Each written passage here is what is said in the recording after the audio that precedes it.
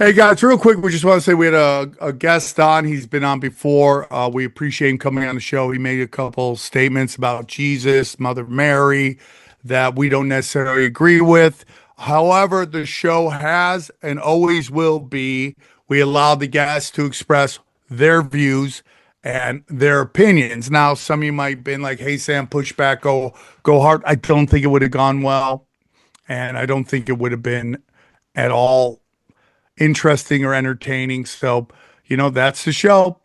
It's kind of like when you watch Art Bell. He let people say what they wanted to say and let the listeners decide whether they fake the fun kind of nasty dunk. So just wanted to get that out before. Enjoy the show. Tinfoil hat. Oh, what the fuck are you guys even talking about? Global controls will have to be imposed, and a world governing body will be created to enforce them. Welcome to Tinfoil Hat. We go deep, homeboy. Aaron, open your mind. Drink from the fountain of knowledge. There's lizard people everywhere. That's some interdimensional shit. Wake up, Aaron. This is only the beginning. Dude, you just blew my mind. Are you ready to get your mind blown? Revolution will be podcasted. All right, guys, welcome to Tinfoil Hat live from the Wise Wolf Gold and Silver. That's right, Wolfpack Gold adjacent studios. Just go to samtripoli.gold, use the promo code Tinfoil, and you too can get in on the Press Smells game for as little as $50 a month, sent right to your door. Winning. Very excited to have this gentleman back. This guest has been on before. He blew our minds. He's a conspiracy researcher. I'm proud to welcome back to the show, Ari Asulin. How are you, buddy? Doing great. Glad to be back. Ari, always a pleasure to talk to you. You're a grown-ass man doing grown-ass shit. I love it. Ari, for those who weren't familiar with your last appearance, can you tell us a little bit about yourself and where our listeners can find you? Yeah, I run a conspiracy repository called Paradigm Threat that basically tries to research every conspiracy you've ever heard of, get down to the nitty-gritty, and come up with some reasonable conclusions about everything. And so you can find me on paradigmthreat.net, essentially. That seems like a very big task. Yeah, a lot of stuff out there in there. Oh my God, buddy. Are you on Twitter? Are you on Instagram? Do you have any of those things? Yeah, on Facebook and Instagram are the least banned places I'm at, yeah. Yeah, welcome to the dance, buddy. I mean, it's just ridiculous at this point. Yeah, it's only gotten worse. It's it's only gotten worse. And like everyone thought the Republicans were going to stop it. They don't want you talking either. Not yet. Not yet. All right, Ari. So thanks for coming back on. We missed you, buddy. Glad you're back. Where do you want to start? Well, I guess I can go over my timeline project. Let's do it. The new thing that I essentially have been working on since I was on last. And last time I was on, 2022, I think, I was talking about just one article I had on my website, which was just growing really large. And I started coming up with a basic timeline of the history of the Earth, starting from the first memory all the way till modern day. Yes. And I only realized that I could do this because I found other timelines that I felt can literally be put together like puzzle pieces. And the most significant ones are the New Chronology by Fomenko, and that's the whole Russian version of history. Yeah. Where although the state does not sponsor it, they're very happy when he talks about old Russian kingdoms and stuff being the source of a lot of art and literature and languages in the West. And do you think that to be true? Do you think that it seems to be, even though we've had people come on saying that, Putin is the banker for the Rothschilds, he hides a lot of their wealth in Russian banks, and there's some weird connections between Putin and Zelensky and what the new Israel and all that stuff. What is your thoughts on Russia? Well, essentially, I think almost all world conflict can be brought down to whether or not somebody's serving the interests of human sovereignty or the interests of, what we've come to call the deep state, the New World Order, the Great Reset, and the Babylonians, the Phoenicians. Right.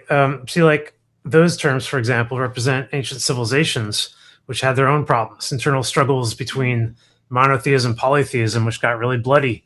And that whole time, it was just comes down to that one thing again. Are we all going to worship the center in a centralized, organized system of government, top down kind of thing, our whole planet, or are we going to be more spread out, like I don't know, flowers and trees?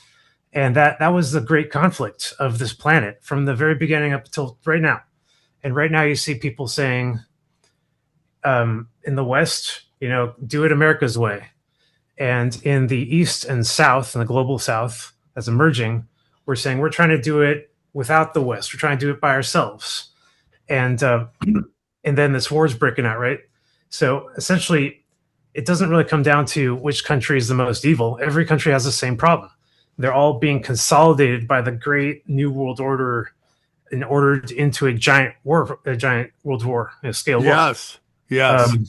And so, with my timeline, I basically, and I have one more piece of background. I'm a programmer. I'm not a historian. And everything I do in my job has always been based on what works. Libraries that work, libraries that don't, and functionality, techniques, and all of it's causality based. And so when it comes to history, it has nothing to do with who you trust more, what kind of faith you have in various figureheads and in history or time periods. No, it comes down to the reoccurring themes over and over and over. Like this great war we're in right now, World War III, a lot of people are calling it. Is it not the same as World War II and 1 and 1812? A lot of people think so, that there's just way similarities. Even with my bot cross-referencing, I know the bots tend to agree with us a lot, but in this one, the bot totally got what I was saying.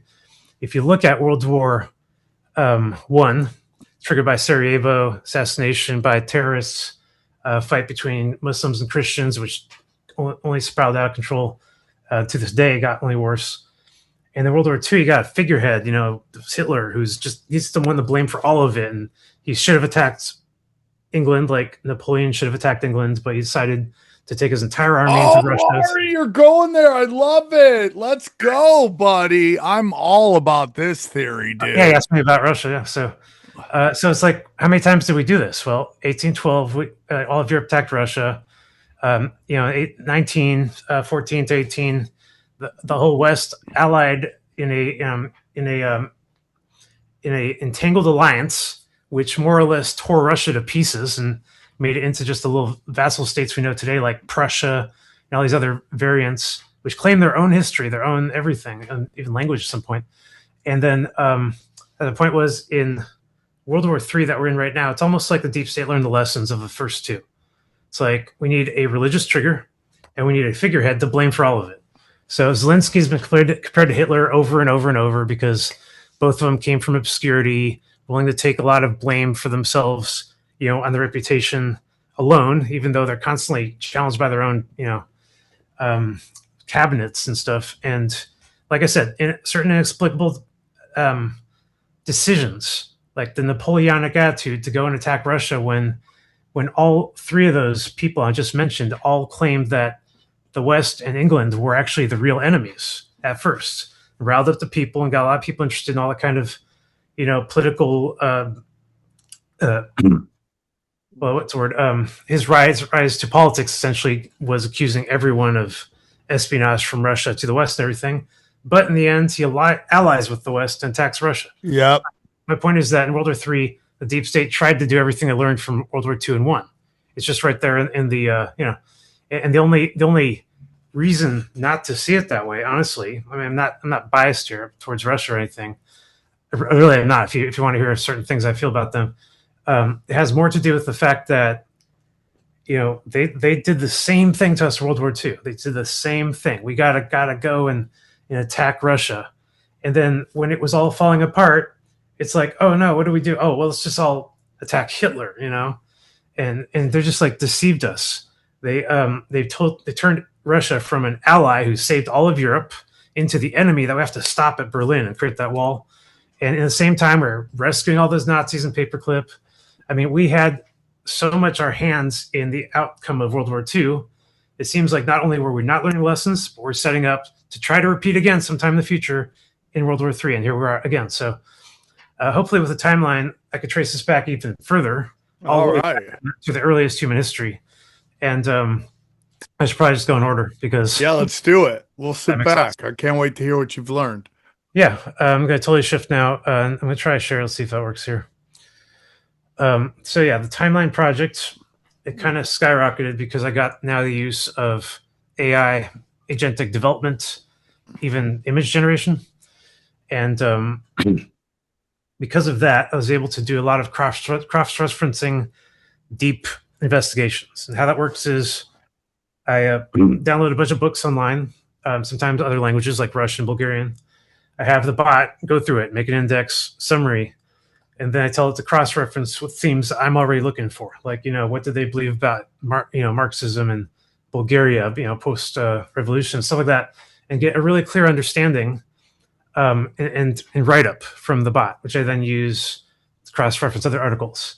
Over time, I realized that I can turn this from a hobby into a professional project. And so I started looking into developing the website itself. What you see here is the timeline software. And just to give you a little clue of what's inside, there's like a planet sim. So it's kind of, impressive even to me because I was able to basically tell this thing to do this sim and it did. Now it would have taken me maybe a year to build this on my own. So for those who are listening at home, you have two things on the screen. You have something on the right that looks like a bunch of worlds or planets, and they're all connecting and maybe about to eat each other. I don't know. You'll describe that. And then on the left, you have a yellow dot, and it says Saturn, and then a bunch of little dots revolving around it. Like, how would you describe those dots, Johnny? What would you say they're like? Sporadic star system almost. Space debris, maybe. Space debris. Okay, so I just wanted to set the picture for those who are listening at home. Oh yeah, and I'll deal in more description. So this is, you can see down there in the left bottom left corner, it says 4500 BCE. So this is an arbitrary date before creation, and creation date is set by different civilizations at different times. But I cross-referenced several authors who actually listed some real dates, and so I cite those authors for my timeline. On the very bottom of the screen, you can see a little slider here, so I can move it from the left over to say 3,500 BC. So I'm just moved 1,000 years ahead, and you see, and on the left, the sim changed completely.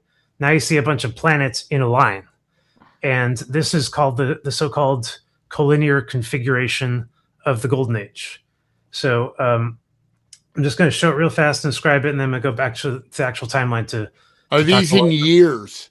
Yeah. Okay. So if I hit play here, you see that actually simulates. Now it looks kind of weird. It looks like a clock, right? It looks like all the planets are in a line, and they're sort of pointing like a clock hand in all directions, making one giant rotation. On the top right, there's a tiny little visionary 3D projection from Earth of what the North looks like. And on the bottom, you see the southern planets, the South Pole. This is completely I just built this. It's not really all that fleshed out. But you see what I'm kind of going for. I'm making the simulation for what all those crazy icons from the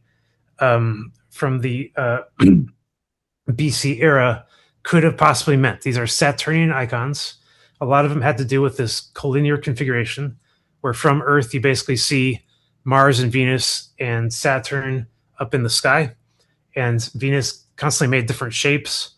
So I wanted this sim to basically show people where in history the planets look like what. So I'm going to show this one for the Golden Age, and then if I move another 1,000 years ahead, I get to the Dark Ages, and this one's like a wacky configuration.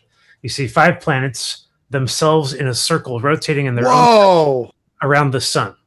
So the little orbit is orbiting around the sun itself. So it's kind of hard to describe, and it's kind of hard to. So you're saying that the planet's movement in this model, they changed their orbit. Yeah, I'm saying they jumped significantly, big jumps. Whoa. And the jumps are identical to atomic physics, where in atomic physics, electrons do not, get between the layers. They jump from one energy layer to another.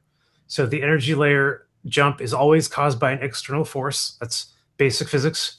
And in the planets, the same thing. If you're jumping from a high energy collinear configuration into a period where the planets become unstable and can't sustain that anymore, then they break into something new. They break into a nonlinear configuration. And then eventually into modern times, not rendering. You can kind of see where it's supposed to render. Yeah, it's fine. It's fine. So yeah, I've got a lot of glitches in there. And now I'm just going to go back to the main timeline because this will be a lot more easy to explain if I look at it from here. So, okay, so yeah, on the left there you see all the dates which I find significant to causality. These are dates when the calendar changed or there was a known event in literature that corresponds, like the Exodus date. That was one that everyone saw, in different parts of the planet. They just had different, versions of it because, there some places got really cold, some places got really hot, stuff like that. The Exodus story, for example, after the Israelites get to the Promised Land, they go to war and they battle all these kings, and the sun stops for Joshua in the sky. So their version over there in that part of the planet, in the northern hemisphere, the Abrahamic religions sort of remembered the sun stopping and the forest burning. But on other parts of the planet, they remembered 200 years of cold. So that's my point, is that Whoa. A lot of civilizations remember a lot of different dates, different times, but certain ones correlate to certain events. And those events, according to Geno Cook, one of the main authors I use, is he listed the timeline of the most significant events, the ones that caused the calendar jumps. So let me get into the authors real fast. Let's see. Now I'll skip all that. Let's go into it. Since I have talked about this before, I'll just go over the timeline in sequence, and I get to the parts that I know I haven't talked about in the past, because some really cool stuff that I've researched recently. So let me ask you something before we move on.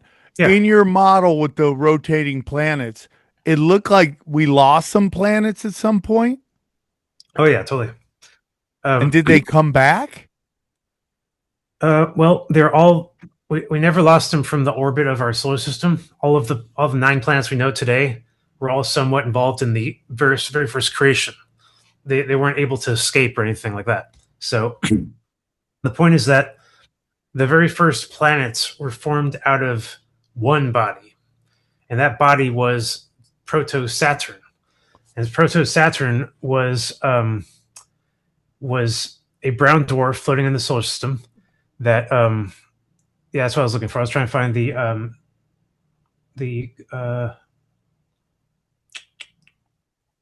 don't know my own timeline here, huh?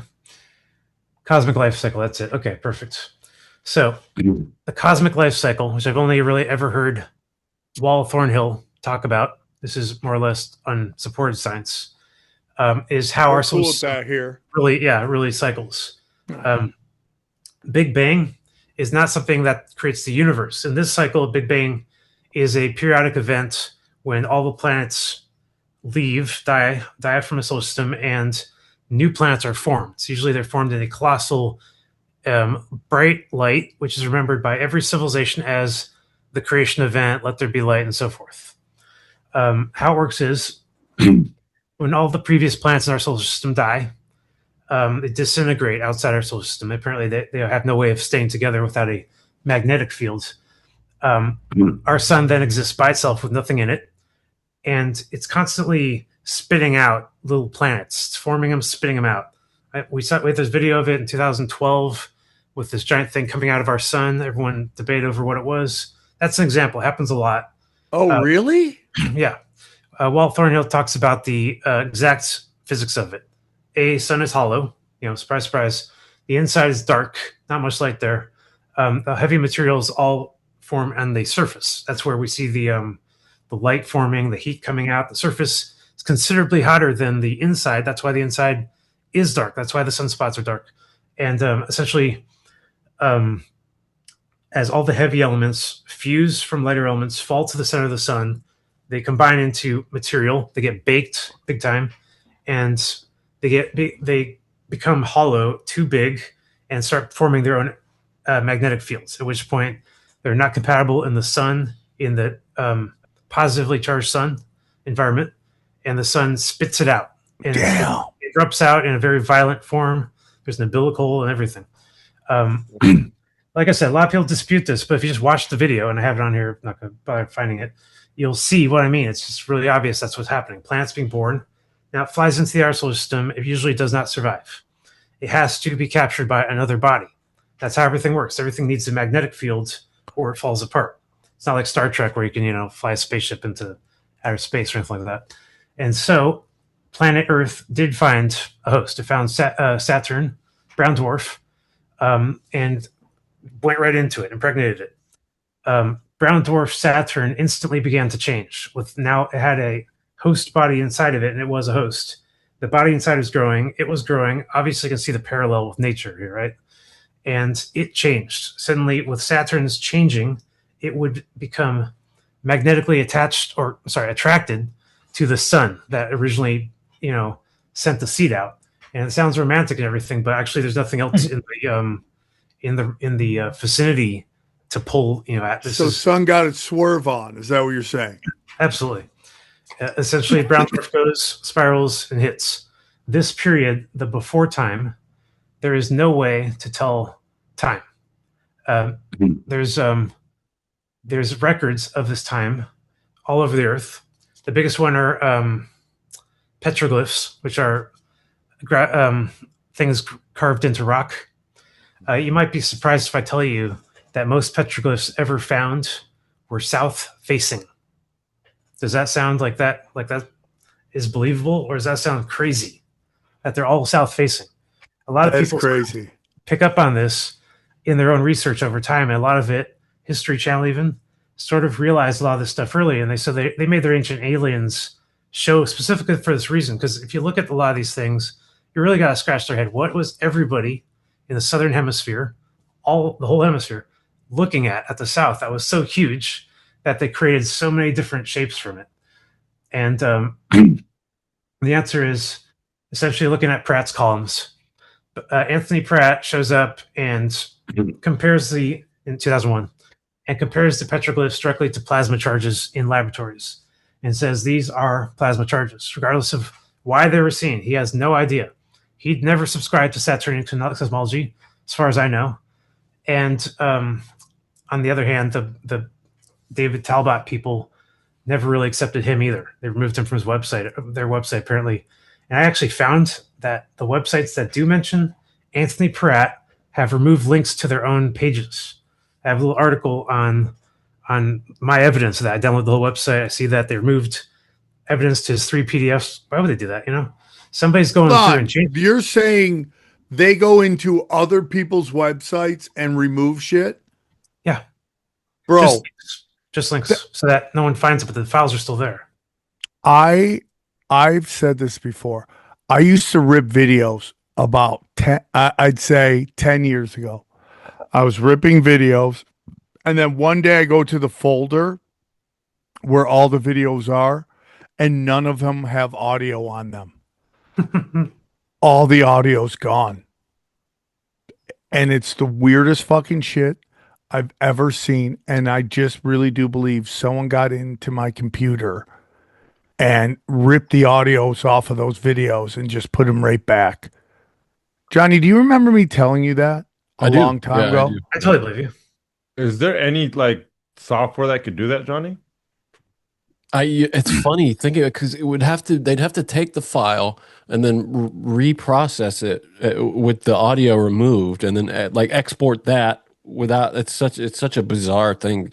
They'd have to hide the file edit dates to make it look like it wasn't just modified. It's possible. Certainly, anything's possible. Yeah.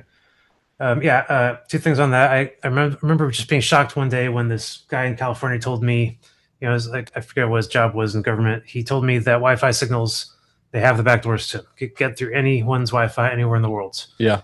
I also remember the Core movie, where one of the plots was the programmer has exactly that, a virus he called Voodoo. It's the most powerful virus in the world. Goes into people's files, makes tiny little cuts. They'll never see it. They'll never know there was a virus. Doesn't show up on any scanners because it doesn't do any damage. So if the movies predictably program us to believe that stuff exists, I'm just going to say, yeah, it probably does.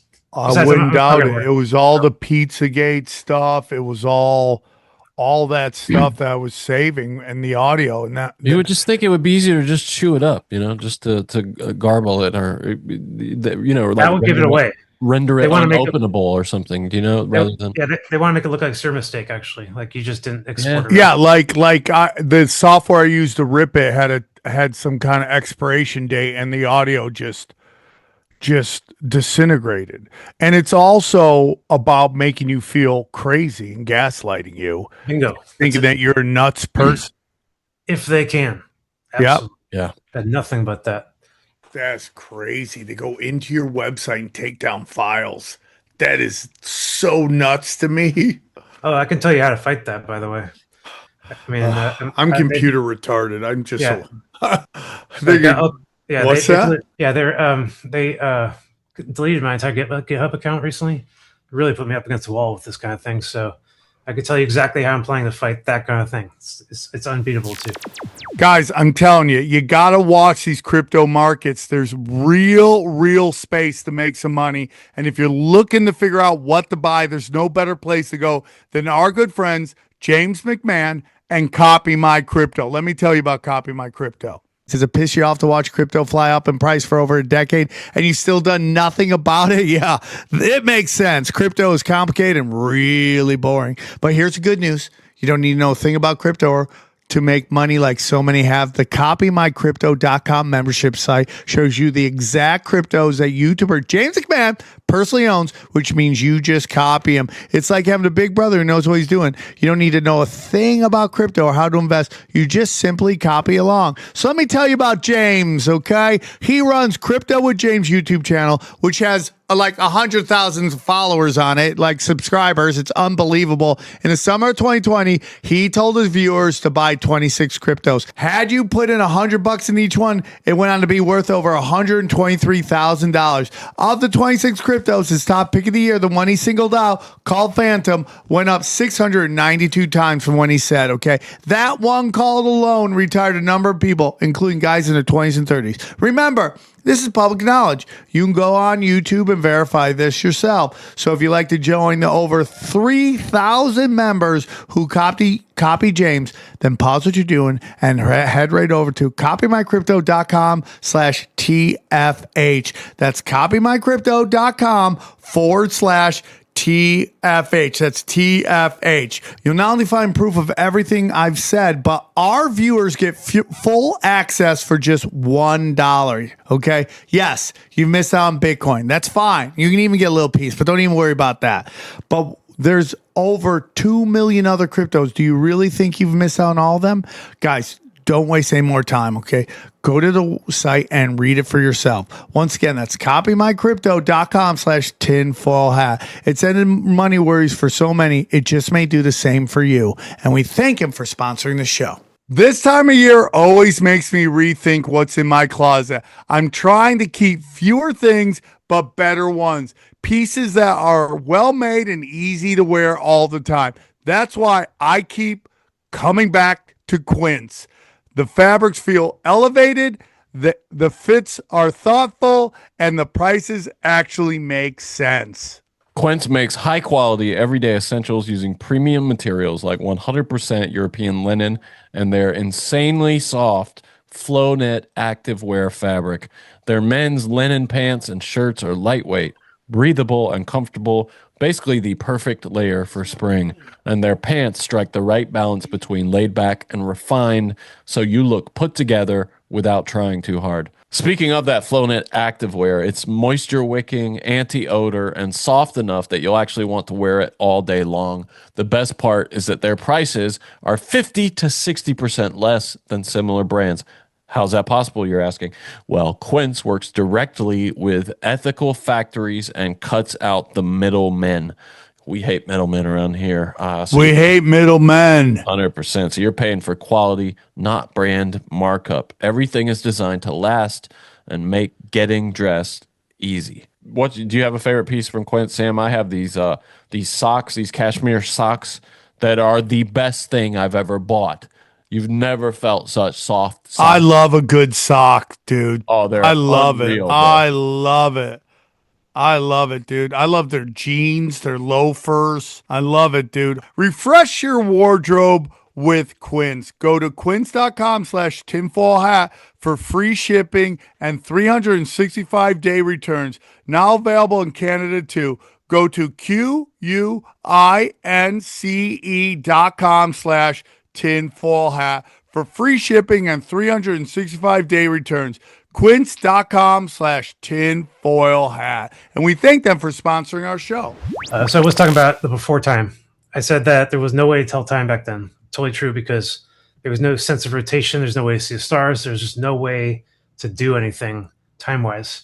The first real timekeeping started with 4077 BC, which is sort of the agreed date that everyone has for the first creation. When the light showed up, Saturn and the sun connected, huge bright light of transferring energy. Saturn, outer shell explodes, rips into 3 different pieces. Jupiter, Venus, Uranus, and Neptune. I guess that's 4 pieces. And Earth, the one rock, starts breaking into a top and a bottom, where the top is this tiny little planet forming that we know today as Mars. But back then it looked very different. It was much bigger, and it had a giant shell that kept breaking up and reforming, breaking up and coming down to the Earth and attacking the Earth occasionally in this giant contact.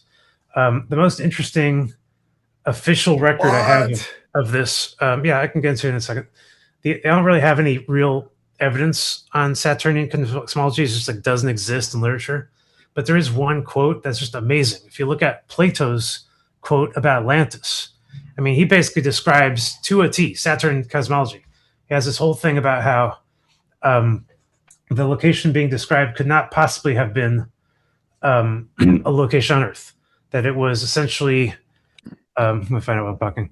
That he was talking about a location as big as the Earth. Dude, that shit's crazy, bro. Is this why you believe, or is this why they look at, they worship Saturn? Yeah. Totally. Whoa. Wow. All right, so yeah, I'm skipping a lot of stuff. The Saturnian cosmology, I'll give you a quick runaround. First, to start with Velikovsky, his book Worlds of Worlds and Collision came out in the 60s, blew everyone away. For some reason, Velikovsky did not mention Saturn anywhere in any of his books. And it was proven later that there was a unpublished manuscript in his book talking about basically that, the whole thing is Saturn. And if you read his book without Saturn, it sounds nuts. Like he has absolutely no reason to believe anything he says. That's weird. And then and Talbot shows up later, David Talbot, and he comes up with his book directly based on Velikovsky. And he's like, Velikovsky gave me this secret manuscript. It talks about Saturn. It all clicks for me. And he talks about his life and everything and how he's the one who realized the Saturn theory. And he wrote the book, The Saturn Myth. That's Talbot. And then for some reason, the Thunderbolts project, the entire project, goes and they ban anyone that talks about anything related to Velikovsky's works, specifically in the Exodus. Anything about Venus passing over, and maybe Venus was what the Exodus story was about with the plagues and stuff. This is the weirdest part about this whole story, is that there's a divide and conquer between Velikovsky and Talbot, between two concepts that are both in Saturnian cosmology. And there's no one out there you can just grab their book to understand all of this. I've been putting it together because all I'm dealing with is controlled opposition, every single one of them.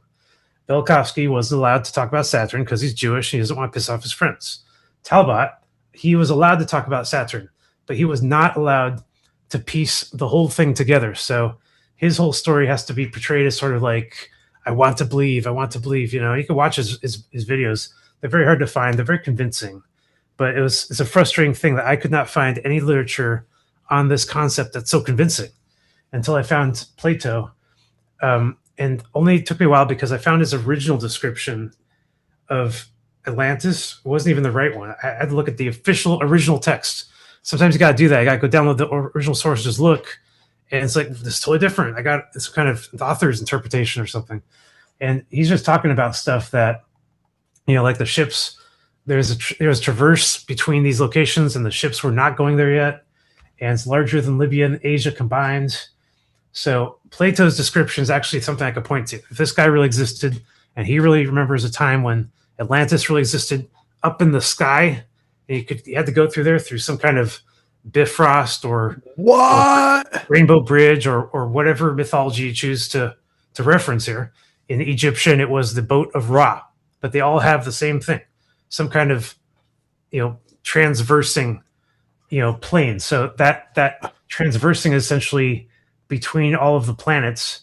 You had you had the Bifrost, right, in Norse mythology, or Birkeland currents. That's a scientific term. Birkeland currents. Your volume changed again.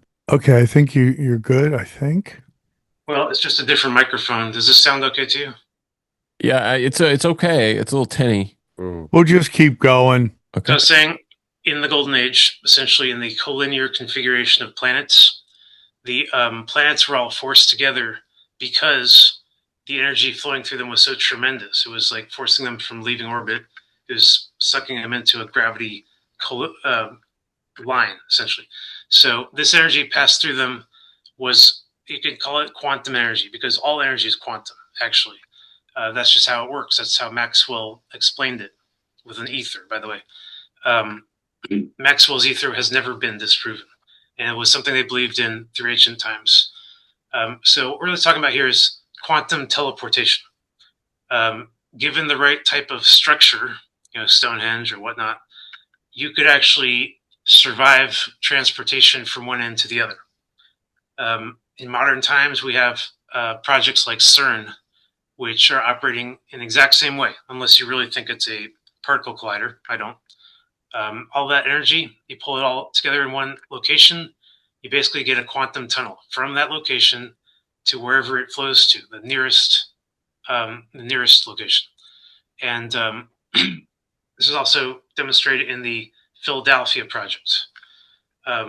Essentially, you are in both locations at once, and you can traverse this like walking through a door. It's really amazing stuff. And like I said, it appears in literature. So we don't really have any reason to doubt it. And they might even be experimenting it with in modern times. I mean, I did some research into CERN.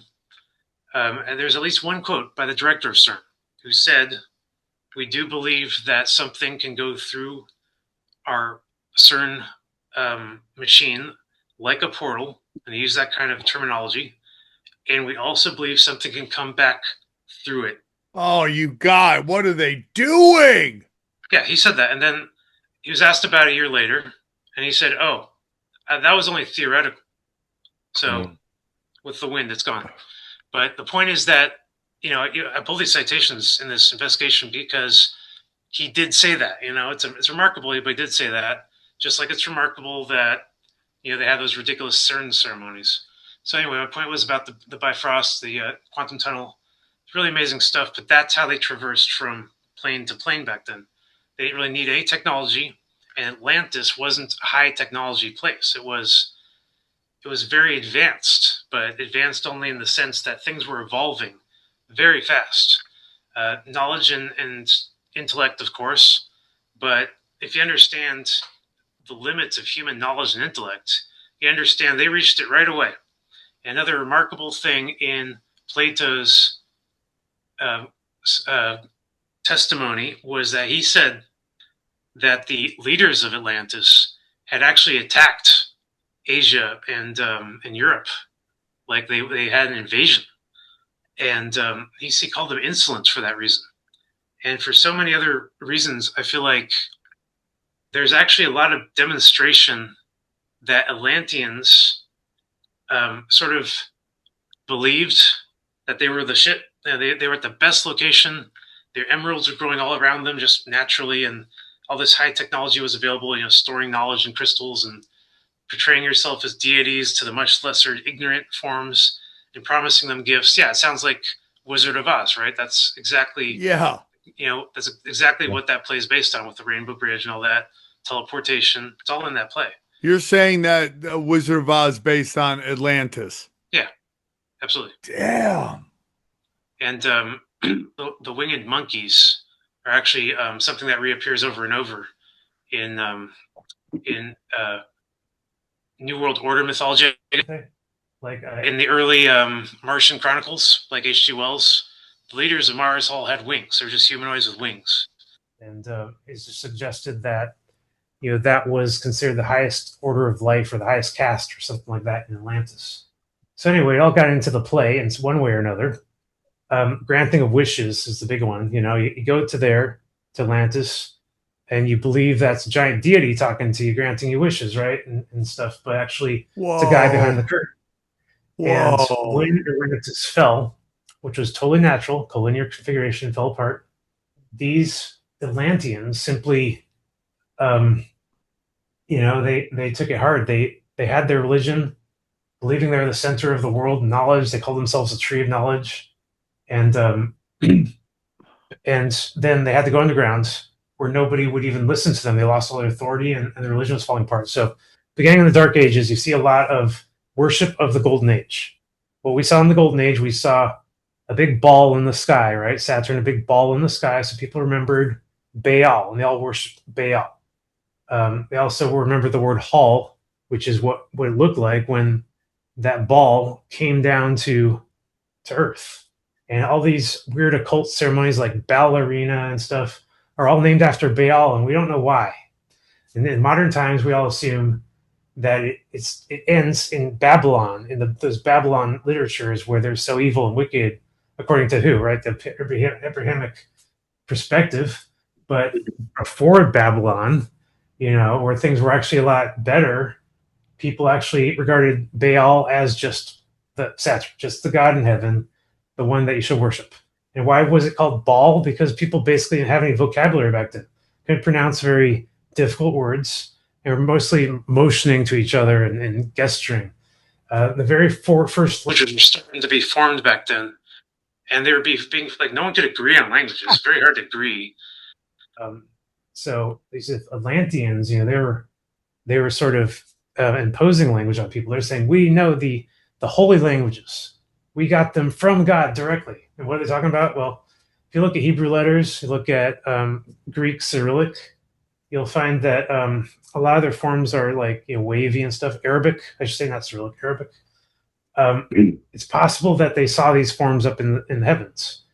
Hold on. So are you saying that Mars was Atlantis? Sorry, say it. Are you saying that Mars was Atlantis? Yeah, North Pole Mars. Yeah, absolutely. Oh, is there a South Pole Mars? Yeah, Jotunheim, like Norse mythology, had giants. It was very cold. And there's two Mars? No, it's just in Norse mythology. Mythology, okay. I know what you're saying. The top of Mars versus the lower end of Mars. Right. It's realms. So back then, you couldn't even see the whole planet. You just saw the realm. It was like being a giant fishbowl, everything was in the mirror was much further away than it looked. I guess the opposite of it's fishbowl. Holy shit! Yeah, mind blowing stuff, right? I guess I am skipping a lot of stuff, but it's because I have mentioned it in the past. Feel free to go to my website to go in detail about this stuff. By the way, let me jump ahead now. Dark Ages, like I said, a lot of Baal worship, a lot of people remembering the Golden Age and saying, why is death here? We don't know anything about this death suddenly, and disease and hunger. These things did not exist in the Golden Age. There's just too much energy constantly flowing that people didn't need them. I'm going to talk about the golems really fast because I find that amazing. The first life forms jumping in and out here, did not form in the north. They formed in the south. Those plasmoid columns I mentioned. The first man figure actually formed a figure that looked like a man. The Mercury, Neptune, and Uranus. You can understand why Uranus is called that now because it's at the ends, right? Are you saying they named a planet after a butthole? Yeah. Or the opposite. The opposite. When science. They named our butthole after a planet? Yeah. But anatomy came much later. Yeah. Whoa, dude. Bottom, dude. Bottom. So I find the theory of the golems is kind of my theory, but it's not really. If you look into Jewish literature, you see the golems are discussed there, and it's supposed to be a magical thing. But this one rabbi figured it out with clay or something, and I say, what? If you compare the golem mythology in Judaism to the Muspelheim mythology in Norse and first man mythology in southern Central America, you will find the same story. A first man appeared in the sky, made of metal and liquid. And this metal man, this giant first man, took shapes, duck face, and 6 arms sometimes, and it drops of metal into the river on the ground. And the metal, instead of just fusing into a solid shape, it fused back into that man shape. And it's like they record all this, and they had no idea why this was happening. It took me a little bit to find a good reason. It's called scalar energy. Scalar energy is yet another thing that was banned in the 1920s by the Flexner Report and the Rockefeller influence. The government, through this report, to drop all research funding for all energy in the body, energy in the ether, energy at all. So that was the end of scalar energy research. But scalar energy possibly used in all this. Hold on a second. You're just going in and out. Yeah, I don't. Could you? Are you Should touching he just anything log at all off, log back in? Are you touching anything with your body when you're like moving your hands? Is there any like cable or anything? Because it goes from like normal like microphone to sounding like you're the resistance of a revolution. That's so funny. This is my luck. How about now? I disabled the other microphone. Yeah, that would be better. If you disable it, then yeah. But can you still hear us? Yep, no problem. Okay, it's just the mic. It's not it's going in and out. Okay. Yeah, I'll get something new. I'll buy something new. All right. 3. All right, so 2. Okay.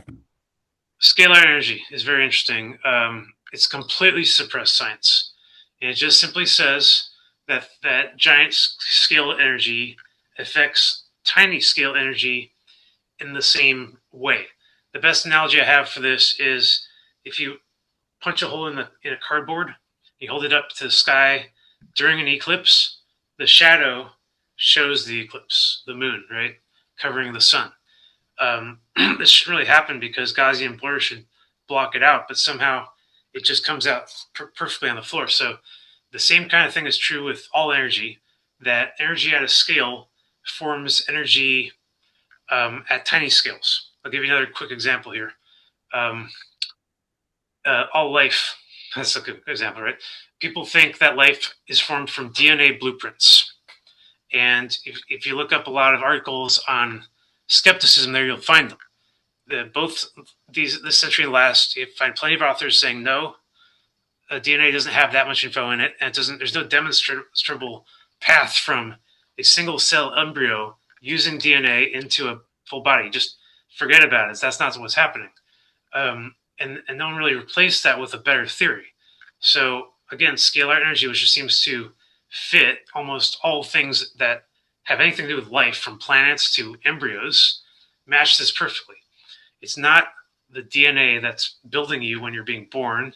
It's you're following the humanoid shape of your host. And every single life form does this, leading all the way back to the first creation of every animal during the Golden Age and prior to the Golden Age. That long period between 10,900 BC, totally estimate by Janot Cook, no way we could know that, to 4070 BC. Just to give you a scale of time, very long, very dim period with the bright 3 plasmoids in the south forming life. So it formed the first man because it made the first man shape, and it created the scalar energy of the first man on the ground, and energy flowed into those first men, and they stood up, and they were the first golems. Took a long time to form organs. The first what? Golems. Golems. What's a golem? Golem is the Jewish literature term for a creature that's artificially created, where you take matter and clay and you put a soul into it, and now it's a baby. So I'm using the term from literature that they used. It's the only term I have. The first golems were the ones that were spying all the first life forms. So how did they all form? Well, even Bruce Lee has a book, they probably didn't write, that talks about this, that says all of the animal forms are not just, really efficient animals, they're perfectly efficient for their environment. So it's better to just learn the most efficient things about nature rather than try to duplicate it artificially. For example, he identified 5 animals which represent the perfect fighting styles of nature. And we can't get better than those 5 animals. So we might as well not even try. Just copy them. That was his whole theory. And actually, if you really look at his theory, it wasn't his at all. It's called Wuxing theory. It goes back 300 years of almost entirely women-taught martial arts in China that's been completely suppressed. And he became the legends, and they were the legends. And even some people say that Bruce Lee is a woman. So I can get into that. What? Yeah, that's the new thing these days. Taking AI and models, face models, because if there's one thing that AI knows better than anything else in the world, it's our faces. Over like 30 years of scanning us, right, and thinking, and so it knows our faces so well it can identify a birthed human, male or female. And apparently, people say there's no way to hide this.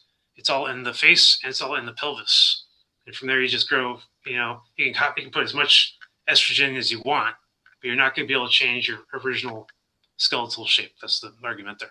So identifying. So he's a chick acting like a guy. Yeah, imagine how effective that would be if you start to think about it. Just like the ball starts rolling, a guy who cannot be kicked in the balls, who isn't afraid of being hurt. Damn, who follows bombs, a crazy dropping bombs. Hey guys, listen. We all love our pets. We love our dogs. But sometimes they start acting a little weird with itching, scratching, rubbing, licking paws, shake head, eat grass, have itchy ears, be prone to ear infections, get red rash, all that stuff, dude. Have diarrhea, poor digestion, everything slowing down. These aren't normal dog behaviors. These are actually signs of allergy. And that's why I want to tell you about our good friends at Better Wild Allergy Relief Soft Chews. Okay, let me tell you about Better Wild.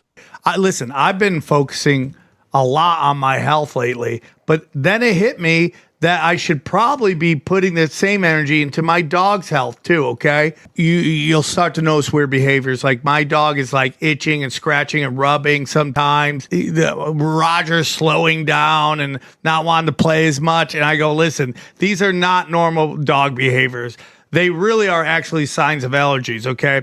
What I've learned is that allergies in dogs often start in the gut when things get out of balance internally. It can show up everywhere and anywhere in issues with their skin, ears, digestion, and energy. Just like us, dogs need good bacteria to strengthen their gut health and calm an overactive immune system.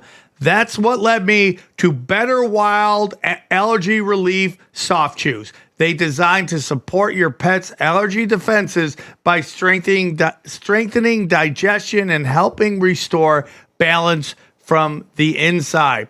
They're the first and only chews with ancestral advantage wolf probiotics and natural ingredients proven to help reduce itching and support gut immune and skin health, okay? So instead of just covering things up, you're actually supporting your dog at the source. And we all love our dogs, and we want them to be as healthy as they can be.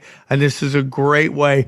Dogs would eat anything. Hand them a beautiful Better Wild chewable chew. And dude, watch this dog get better. Watch its immune system and its gut get better, because that's what Better Wild does, okay? Better Wild is committed to helping your dogs with clinically proven, veterinarian-approved solutions that you can feel great about, okay? Right now, Better Wild is offering our listeners up to 40% off your order at betterwild.com/tinfoil. That's betterwild.com/tinfoil for up to 40% off your order. betterwild.com/tinfoil. And we thank them for sponsoring this show. Yeah, this is a women-only martial artist that he was taught. This Wuxing stuff, women only. And if you don't believe me, look up his story, watch the movie. His own father dressed him as a girl for the beginning of his life. And there's no proof that he was ever a boy back then, because his birth record says he was a girl. And then the birth certificate that says he was a boy came from America, which probably wasn't born in America, guys. So it's such a thing. So oh my God! You see how connected this is. Wuxing is connected to the 5 animals, also the 5 classic planets. I showed you the preview earlier, right? And it's right there in my book. The image that I'm trying to use for my book that I'm writing for the timeline shows 5 planets in it during that collinear configuration moment. Now, the AI can't generate crap for me, so if anyone knows the artists out there, please send them my way.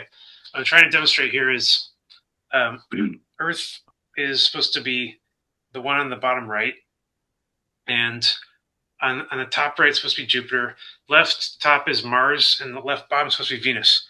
Now, Venus and Mars were remembered as in constant cataclysm in the Dark Age. Jupiter was constantly disappearing and then showing back up and calming everything down when he showed everything up, or showed back up. He was remembered as the first king, the great king. And every rotation, he would appear in front of the sun. The sun would appear behind Jupiter, and Jupiter would glow like a burning bush. Below Jupiter would be this tremendous outpouring of plasma coma tail, which made Jupiter look like it was on a mountain.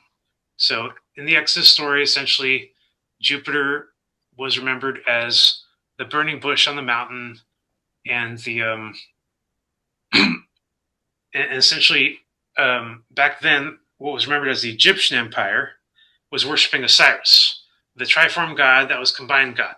And the story of Osiris gets torn to pieces, breaks to pieces, right? So in the Exodus story, indeed, what happened was, according to Janot Cook, Velikovsky, especially Velikovsky, his book is all about this moment. He's redefining the Exodus. He places a date at 1500 BCE. I figure it's 1492 because I find that a significant date. He says that the comet Venus was spit out of Jupiter, just ejected out of Jupiter completely unexpectedly, because it had gained enough material within it to change its charge. It's the same old story. Popped out of Jupiter and crossed the sky. It created all these plagues and darkness. It was remembered as the angel of death. People in the Dark Ages were already giving sacrifices, so they took that moment to put up all their sacrifices and killed all the lambs and stuff, hoping to make this thing go away. It eventually did, but before it went away, like I said, it stopped the sky, for a second. Actually, stopped the sun in the sky and the moon too, according to the Old Testament. A couple authors talk about this moment. They say, yeah, sure, it's impossible for the Earth to stop rotating, no doubt about it. It's also impossible for a pole shift. That theory is whack. But if you look at a top, how it spins, a top can totally tilt in one direction and keep spinning. So the theory basically is that the Earth kept spinning, but was tilted North Pole towards Venus for a period of like 1.5 days or something. Moving on. After Venus left, Mars had a lot of close encounters with Earth. And during this period, Earth was forced to create all of its cathedrals. Not the pretty ones that came from the Russian Empire, but just any kind of, pyramid or structure that could resist lightning storms. Tremendous lightning storms were planet-wide. Whoa. Mostly 9 encounters where they saw it coming. They had a lot of time to prepare and stuff. I believe that there's a lot of cooperation between giants and smaller-sized humans, which were more prevalent back then. It wasn't all communism yet, one size and all that. And remember this story in Prometheus, because we remember in the sky that there was this guy who gave us technology, and that Jupiter, Zeus, was mad at him for it and said, I didn't want you to give humans technology, so I'm going to chain you to an albatross, and there's rock, and albatross will peck out your liver. So people noticed that the color of Mars is the same color as the liver, and they assumed that every time it broke up and recombined, that it was the albatross doing it, which could have been a plasma form or something, and that it would heal back every day. And that's the most remarkable part of the Prometheus story, is that it heals back every day, just to be ripped apart again. So all that sort of coalesces into this moment of Mars contacts with Earth, last sort of creation event where Mars is reaching its final orbit, Earth is reaching its final orbit, Mars loses its outer shell completely. There's a breakaway civilization on Mars that has been there this whole time that cannot talk to us. And they have to recover from this event too. So what I think happened here was essentially this was the last date that the calendars changed. the last contact with Mars pushed the planets into their final orbits, and we get 365-day orbits after that. But then human history is just completely weird, with the modern history chronology being challenged for over 200 years now by many authors suggesting that the Catholic Church had all the records, and within their conflict with the Protestants, somebody lied about something, and we received what is known as the Scaligerrian version of history, which got replicated and taught into all of the major history books in the 20th, 19th, and 18th centuries, and became the history we know today. It's full of holes. It's full of contradictions. It's full of cynical conclusions of a human species that's constantly at war with itself, cannot learn from its own mistakes. And it's just a matter of time before a new empire rises and the last one falls. So after reading Fomenko's New Chronology and finding out that he was so convinced that there is something wrong with every date past the 11th century, and there's something, and we have no idea what happened before that.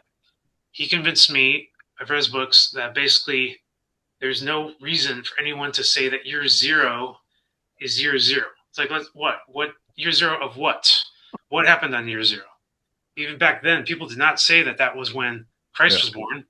And it's not like that's a reason to reset the calendar anyway. I think you need something more like that movie, 2012, when they reset the calendar at the end of the movie. The world is flooded. You need something like that, right? So the original event, which everyone seems to have has something to do with the word Christ, but has nothing to do with the person, is probably just a misunderstanding of the word Christ. And the word Christ turns out has a major overlap with the indigenous religions that we would have found back then worldwide. The religion of the 11th century was not anything more than sun worship. It was all about sun worship. All the planets are gone. There's no reason to you can't see them anymore. People didn't. What do you mean they're gone? Well, they were in close proximity for a long time. Okay. And now there's tiny specks in the sky the size of stars. Some people might be able to notice them, but during this time, there weren't many telescopes, and people did not really care about astronomy. You know, it's so crazy. I've heard before that Saturn was very close before. Yeah, exactly. And so Saturn, Kronos, eventually departs the scene, gets taken over by his son, who reigns for a while, and then he departs the scene. And even in the King Arthur story, you basically have all the gods and everything knowing their time is up. In the movie, they say so and stuff. The one God has come to drive out the many, right? That's what the quote was. So one God was not Christ, and it wasn't the invisible God Yahweh, which may actually interpret as Saturn. It was the sun. It was the most visible, most abundant, life-giving deity of them all. And back then, no one really disputed this. The whole problem was the Atlantean society was still there. They were underground, and they come back. They come out from the underground trying to convince everyone to listen to them, that their authority still matters. What they did was they created a temple in Jerusalem. So the sun basically is the new savior, saved the world, and gave people fishes and bread, and healed the lepers, and all the things that the human Christ was later associated with. Velikovsky actually calls this out with Talbot. He actually wrote Talbot a letter and said, "I cannot believe that you erased sun from mythology. Sun has to be a central figure in mythology." And I'm not talking about Saturn's sun. Yes, there's a confusion. That was called sun first, and Ra and Egyptian stuff. But Velikovsky says you should still not cut out the actual sun from mythology. It deserves a part. Even in Greek mythology and Roman mythology, the actual Earth sun exists too. So for some reason, all of the religions since this period absolutely did redact polytheistic sun worship completely. They turned into something else, Buddhism, or just Christianity, or just nothing. Like Constantine, that Pope and that place, Constantinople, those terms did not come from anywhere. They came from a concept that the sun has always been there. that there has always been rotating essentially for hundreds of thousands of years, or millions of years, or billions of years, and that it has never changed, and that the moon has never changed, etc. This was very convincing constancy, very convincing at the time, to dismiss all of the old mythologies and replace all that deity worship with human worship, with a lot of people claiming that they were priests and kings and stuff at the time, and saying that, and everyone's saying, well, since when? And they're like, well, since the millions of years. They kept extending their timeline as much as they could because it gave them authority. So Christianity did not come out of any sort of like agreeing on anything. It wasn't like people coming together and saying, we agree that God sent his only son, and we recognize him and we killed him, and now we're forming Christianity. That's not what happens. Christianity forms out of two specific different sects that were at war with each other since the get-go, since before Christ showed up on the scene, and into modern day today. And I can describe exactly where they're fighting right now. These two sects are monotheism and everyone else. So everyone else includes all the people that didn't really fit into the whole vision of the deep state back then, which was enslave all the beasts and the giants and everything, and rule the small people that don't have hair on their bodies because they need to live indoors. They're subjected to usury, and we want them to believe in essentially a fairy tale religion of an invisible God that they have to worship every single day.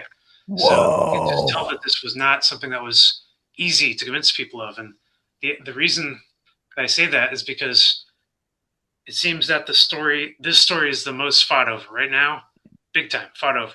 If I told you, if I told you Americans in the last 2 years of our Ukraine support, that most Ukrainians, including most of their churches, believe that Christ was born in Crimea, they wouldn't believe me. They'd say, no, they're Christians. They believe Christ was born in Bethlehem in the Middle East, No, we're fighting on the behalf of these guys against another sect of Christianity and Greek Orthodox, or Russian Orthodox.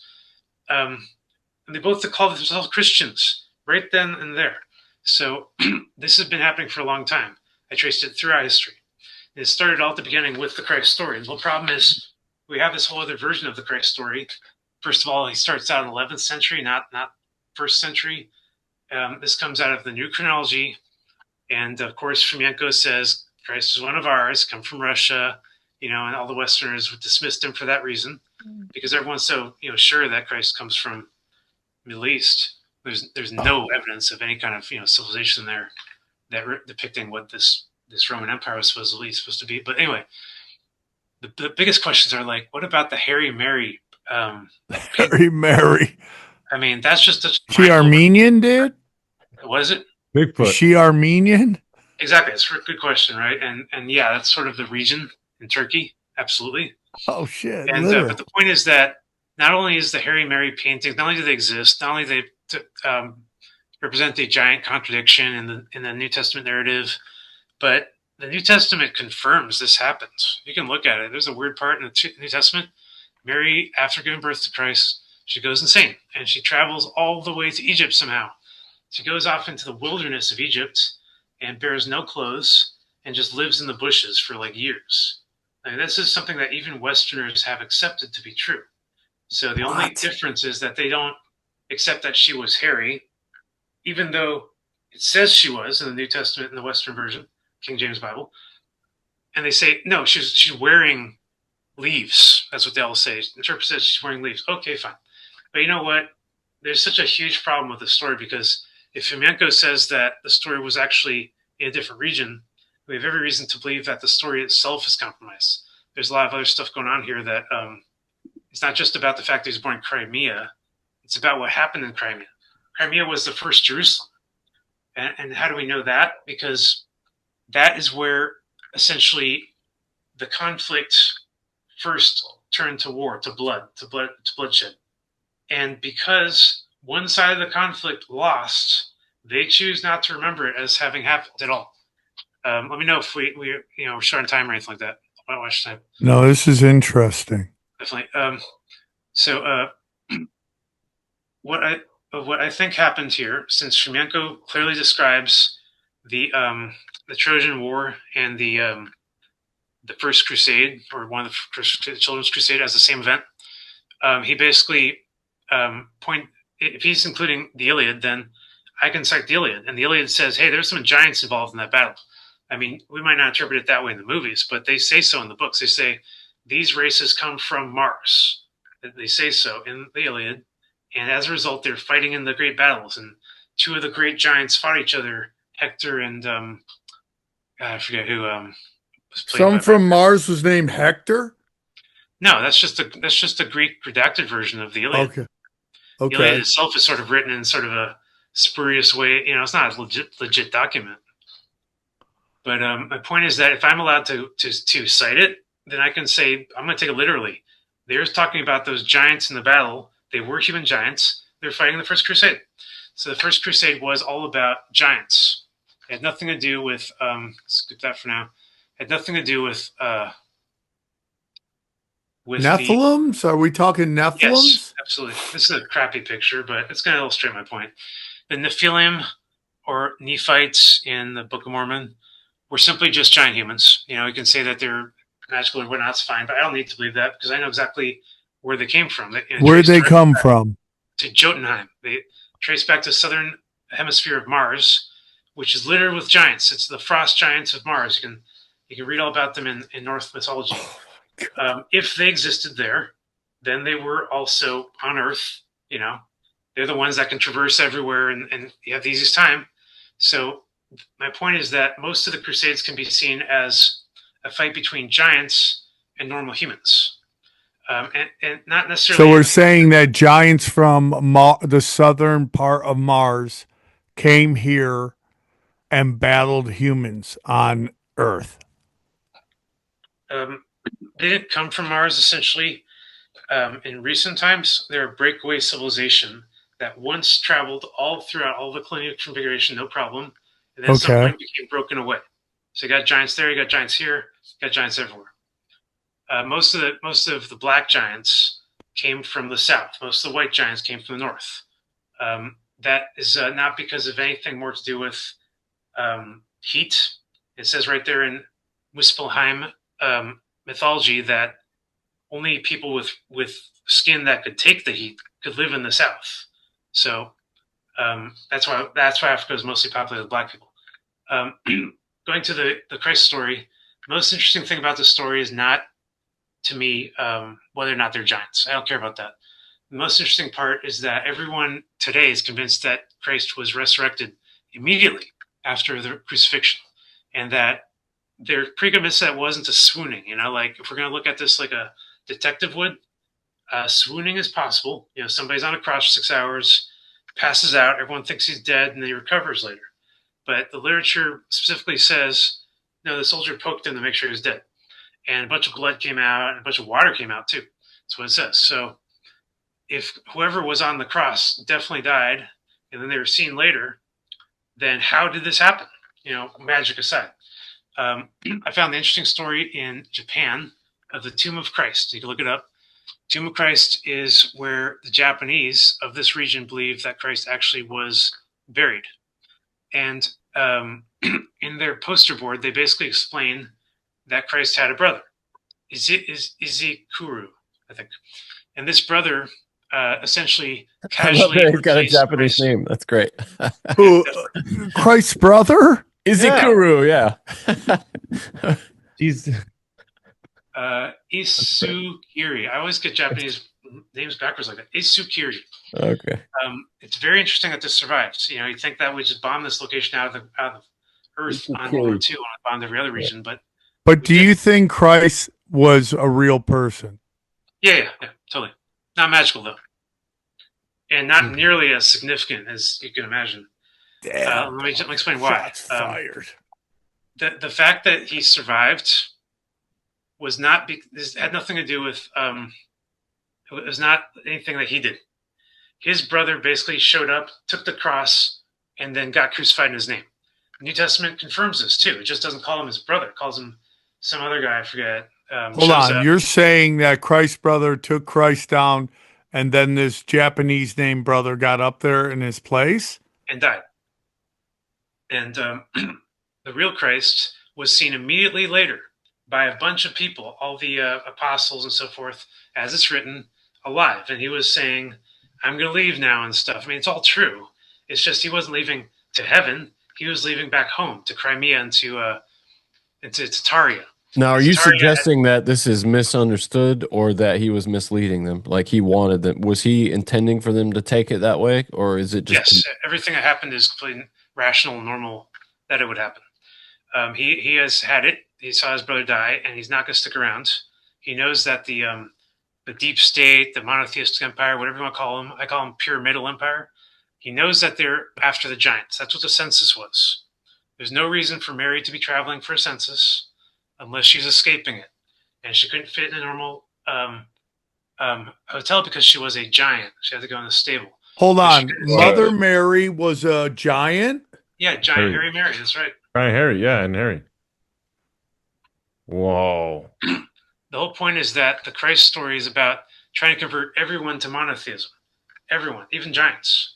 And for the most part, they're not going to be converted. They have their own Bibles and stuff. So to do this was very difficult. They had to capture a giant, which they did. Pregnant Mary was captured in Crimea by that census. If you know what a census really is, if you look up the census in the Depression era, you'll know how people regard it as a tool the government uses for population control. That's what census has always been.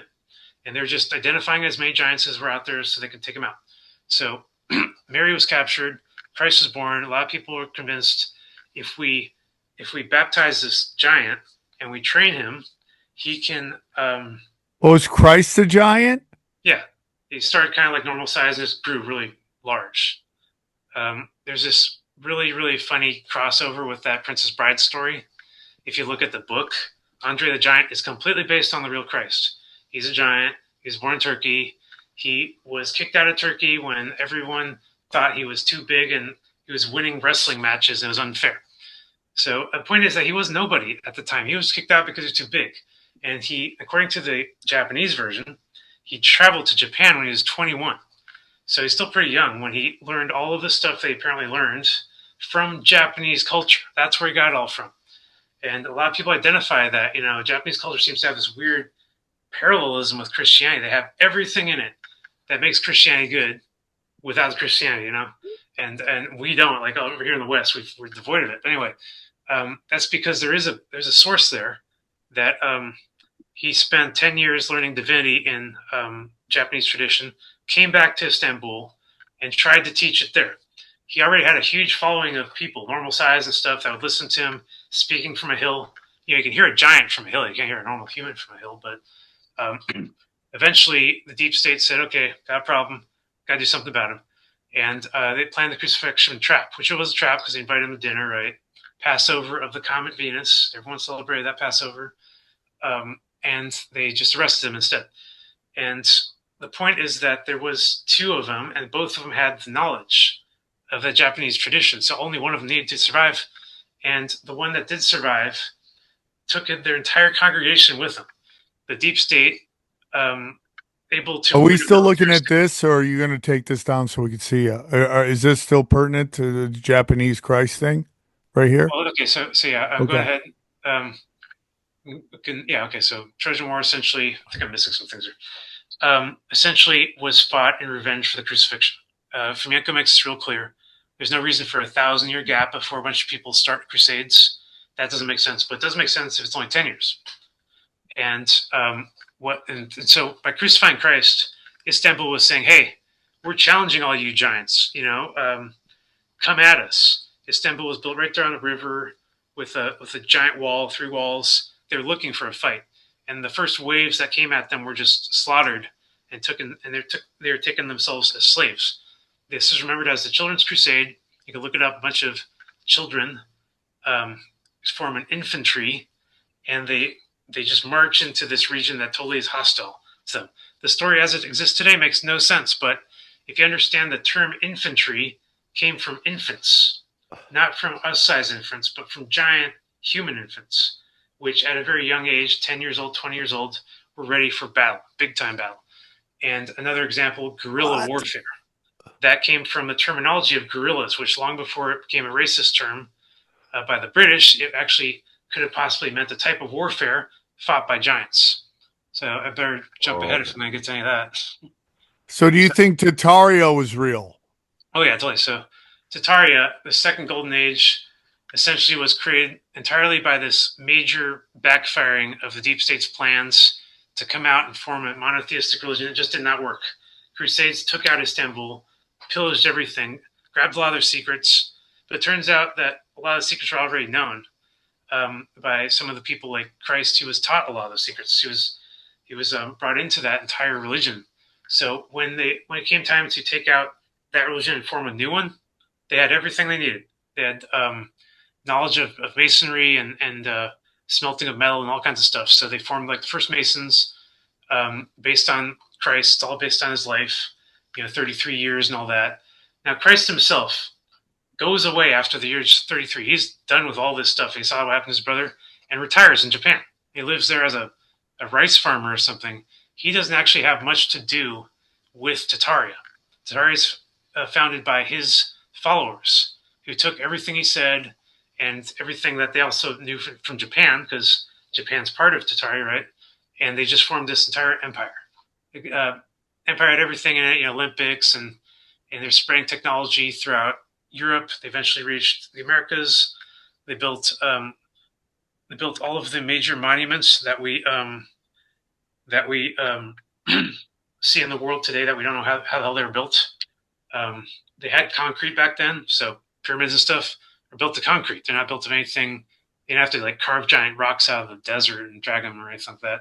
Weird. I got this picture here of 1380. This is the Battle of Kulikovo. It was a very significant event. Fomenko points out was the defeat of royal Christianity, the one that leads back to Christ, that formed the Tartarian Empire. Only within about 150 years, it had such a schism within it between the small humans, large humans, between the court and the outsiders, the generals, between the monotheists and the polytheists, big time. And the monotheists were starting to win. So it all came down to this one moment. The monotheists had built all these castles in Europe where they could be safe from giants. And they're starting a genocide, pushing it east. The giants finally rallied and said, "Okay, that's it. We're gonna fight you guys in the open battlefields." But the humans had already developed cannon technology by then. The cannon technology was known as marathon technology. It was a battle of Marathon that Kulikovo is known in modern days. That's what everyone calls it. And I do believe that the significance of the word marathon meant that you had people manning cannons 24 hours a day, refueling them and firing at all strongholds, wearing down the enemy. Completely new type of battle that no one's seen before. And this did mean the end of the giants having reign over the empire. All their books and everything would become smaller. This picture I got from the Extraordinary Black Book, which came much later, but depicts a time when people pretty much started hunting giants, and the literature changed to becoming stuff like Jack the Giant Killer and David versus Goliath, and every story started bending in this direction that giants were evil and had to go, even to the point that the Israelites had to receive Israel by defeating all kinds of giants. If you look in the Old Testament, it's all about killing these much larger humans in order to take the promised land. So that's my point, is that were giants the bad guys, or we were the bad guys? Well, I would say anyone that's willing to commit genocide against anyone is the bad guy. And okay, so we genocided the giants. Right. It's just like in Fifth Element, that when what's the name says evil only begets evil. You can't wage a crusade without the bad guys benefiting, and that's exactly what happened. The deep state moves from Istanbul, which is destroyed, to the Kremlin. They create Jerusalem too, and the Kremlin, and they just continue all of their plans. The giants, they basically have a cultural disconnect from the small humans, and the humans of the court are able to conspire against them. Within 3 generations, the Christ bloodline is gone and replaced by a much smaller human bloodline that most of the Russians say came from Europe. So hold on, are the giants Nephilim, or are they descendants of Christ? a lot of them were in the same bloodline as Christ, who was also a giant. And do you think Christ was a Nephilim? Well, that word sort of got lost in mysticism, but I believe that that's just a term for giant humans. Okay.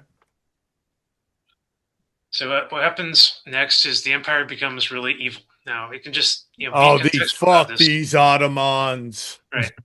Because really, it's just about context. If you're committing war, if you're lying to people, then you're evil, and that's exactly what started happening. The empire, which was originally pretty good, everyone loved them, started saying new things like your Western European brothels are causing venereal disease, which is spreading back towards the trade routes and affecting the royalty, and they get all scared. So they say they okay this plan for a 1492 conquest of Europe, which is remembered as the Ottoman conquest. That's only because Atman was the Turkish leader who ran the conquest. He was still part of the Rus Horde Empire and definitely vassal to it. But there's something very interesting that happened in Istanbul to even cause this to start, and that is a completely random falling of a meteorite in Yaroslavl, which is right there next to Istanbul. Not too far away, this meteorite falls out of a fiery cloud in the sky, crashes the earth. Everyone's like, what the heck? They look at the metal and they realize that it's not really the kind of metal that they see in quarries. It probably came from a particle of Mars as Mars was blowing itself to bits, and it took forever to land, but finally did, and it changed the game on Earth. It was redacted into all kind of mythology. I'm sure you remember in Conan, the star metal, in the cartoon and stuff, they smelt it into swords, and they can cut through everyone else's shields and everyone else's swords. This is true history. It's not mythology at all.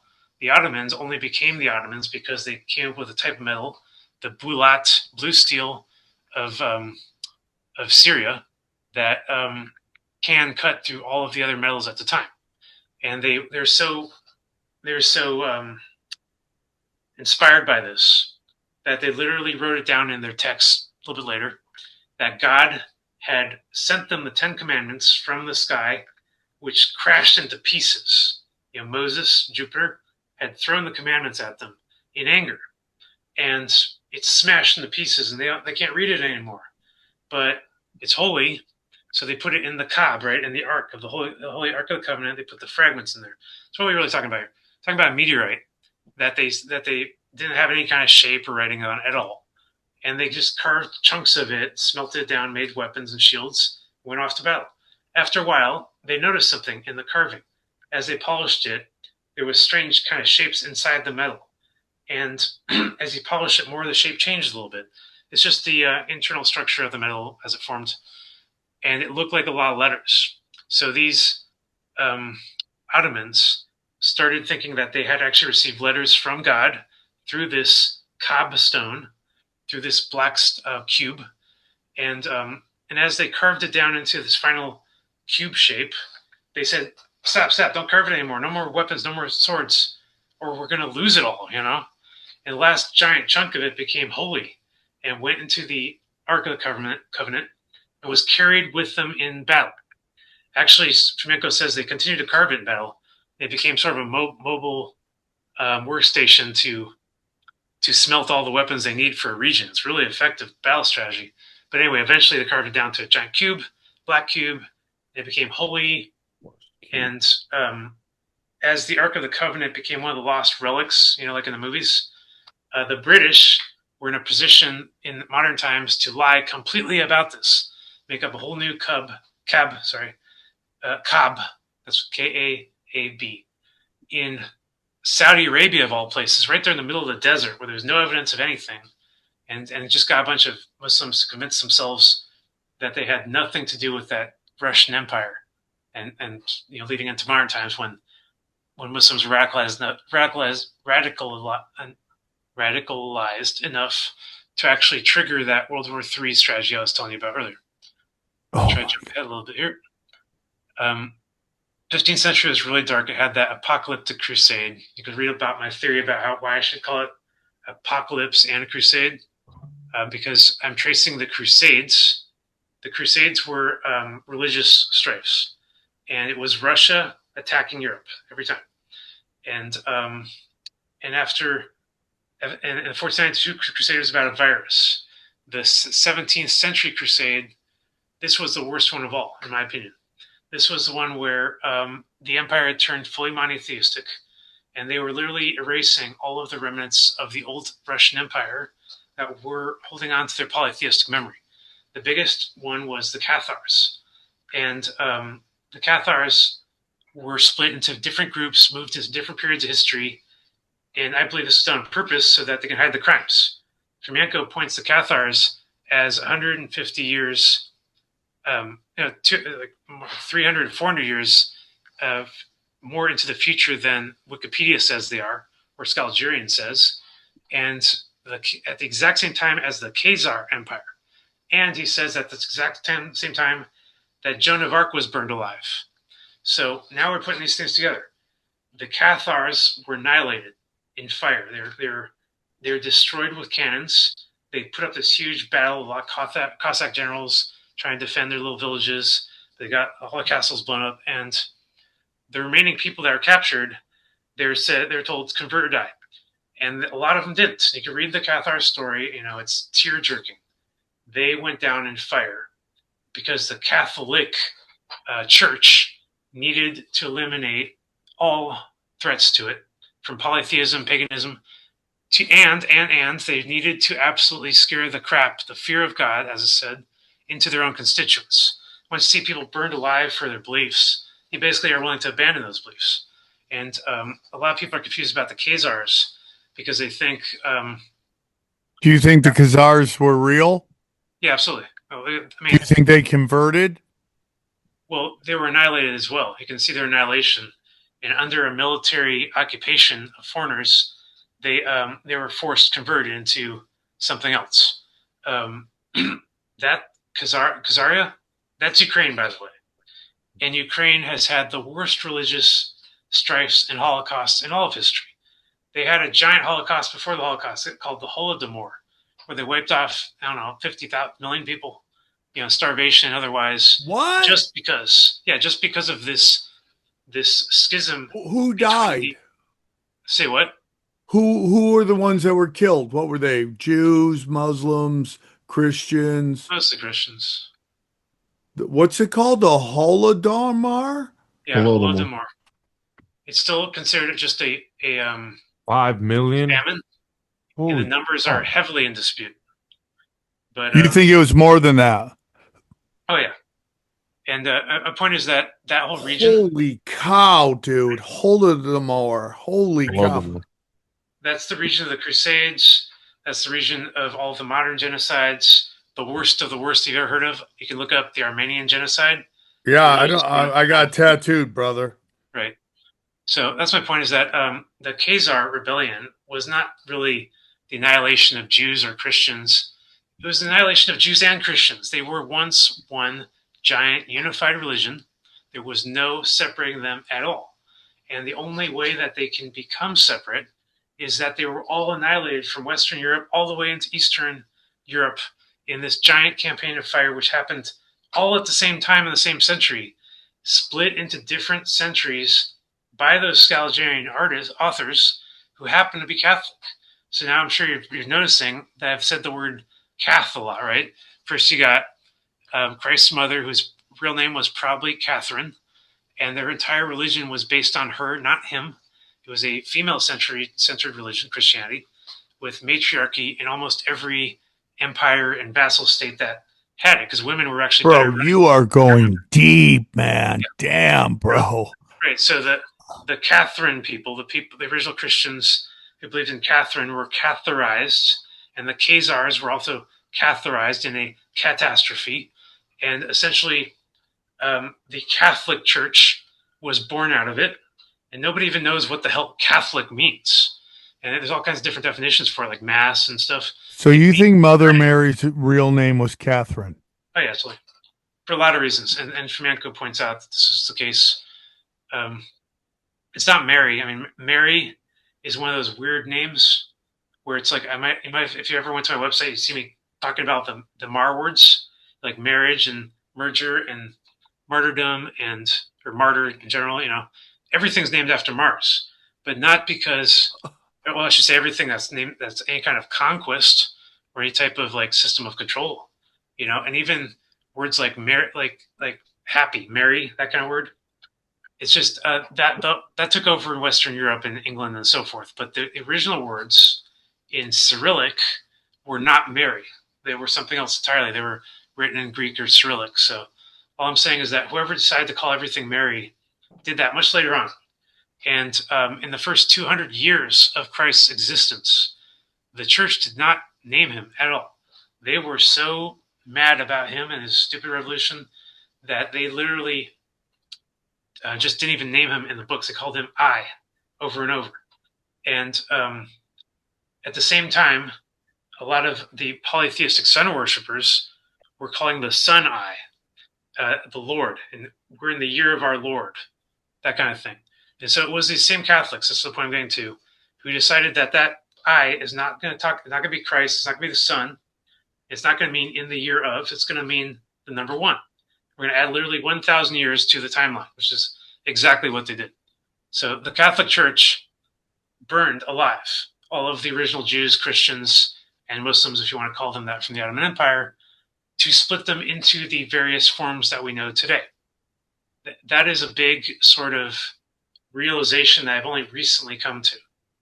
And it's sort of just like, it's there and no one wants to say it. No one wants to say it because it's just too much of a threat to the church. I'll give you another example.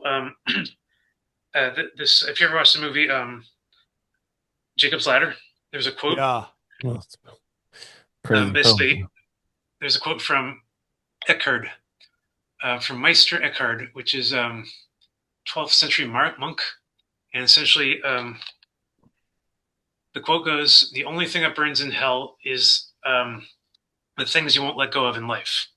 And if you're clinging to this world, then it's a bunch of demons, in your own personal hell. But if you're freeing yourself, it's a bunch of angels, freeing you from your stuff." So Meister Eckhart said this, or I believe he said this, Meister Eckhart.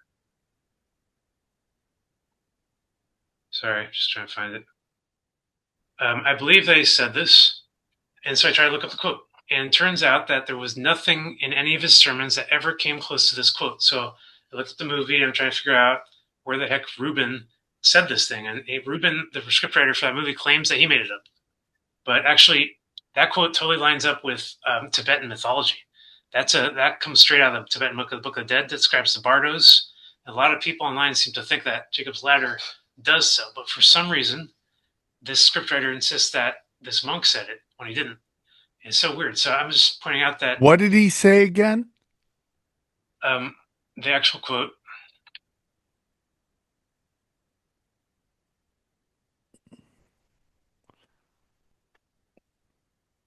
I wasn't ready for this one. That's fine. I'm interested in hearing this. Man, you go deep, Doc. How do you talk to other people? How do you engage in conversations with normies? Oh, any chance I can. Right. So the quote essentially has been passed around for a long time and it appears in this movie.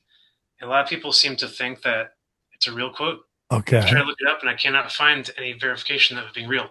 It's almost like if it was real, it's been really wiped, because the official story says that the Pope wrote him a letter challenging everything he was saying you're going, against our doctrine. And that he said, "Oh, say sorry, I'll make a bunch of corrections." And then he dies right before his trial. But people online seem to think that he died because of this quote, and I couldn't find any evidence for it. So my point is, I think the people making the redactions are so afraid of us finding out the real history of anything, because the real history of everything is so extremely threatening to their, just on a foundational level. But all the churches out there that you see right now are basically gatekeepers for people's souls. They're saying you have to go through us if you want to get into the heaven, which they insist is a physical place, just like they insist hell is a physical place. And I guess there's a difference between the Catholics and the Protestants, where the Protestants don't agree that there's only hell and heaven, that the Protestants say there's at least purgatory. There has to be something, to get, give us a chance to escape, right? The Catholics say no, heaven or hell. So it's like, the point is, these quotes redefine all of their authority as not at all what they're saying, not physical plane at all, but more like Tibetan mythology, where when you die, your soul persists on forever. And what you're really wrestling with is all your memories that you've stored in your soul throughout your life. And if you're a bad person, guess what? They're all going to come out, and their memories are still there, and they're not really, and they're going to appear like recurring demons that you're going to have to come to terms with. And if you can come to terms with it, then you finally find that energetic, etheric state of peace where you're not at war with yourself. And that's what the Bardos describe. That's what this quote describes. That's what the movie's all about, because in the movie, the guy's going through sort of like a personal hell. That's very similar to the Bardos. And this like healer pulls him out, says, yeah, you're in a personal hell, Bardo, and I pulled you out. And, kind of thing.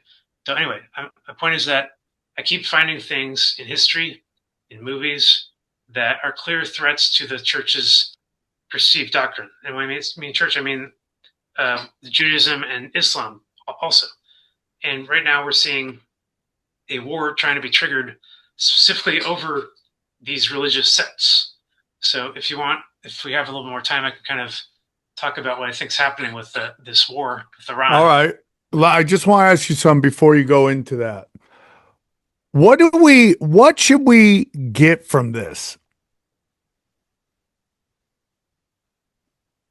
Real history is so simple that it could be taught to a child. Dude, if this is real history, this is not simple. This is some complex shit, dude. Because I'm out to prove stuff on an academic level, and that's very hard.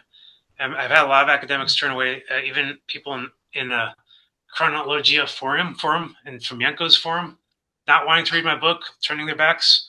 It's hard because every single person has a prior persuasion on their belief. And what's the name of your book? My book is The Third Story. The Third Story. Right. You can just go to thirdstory.site and you'll find the landing page. The entire thing's written.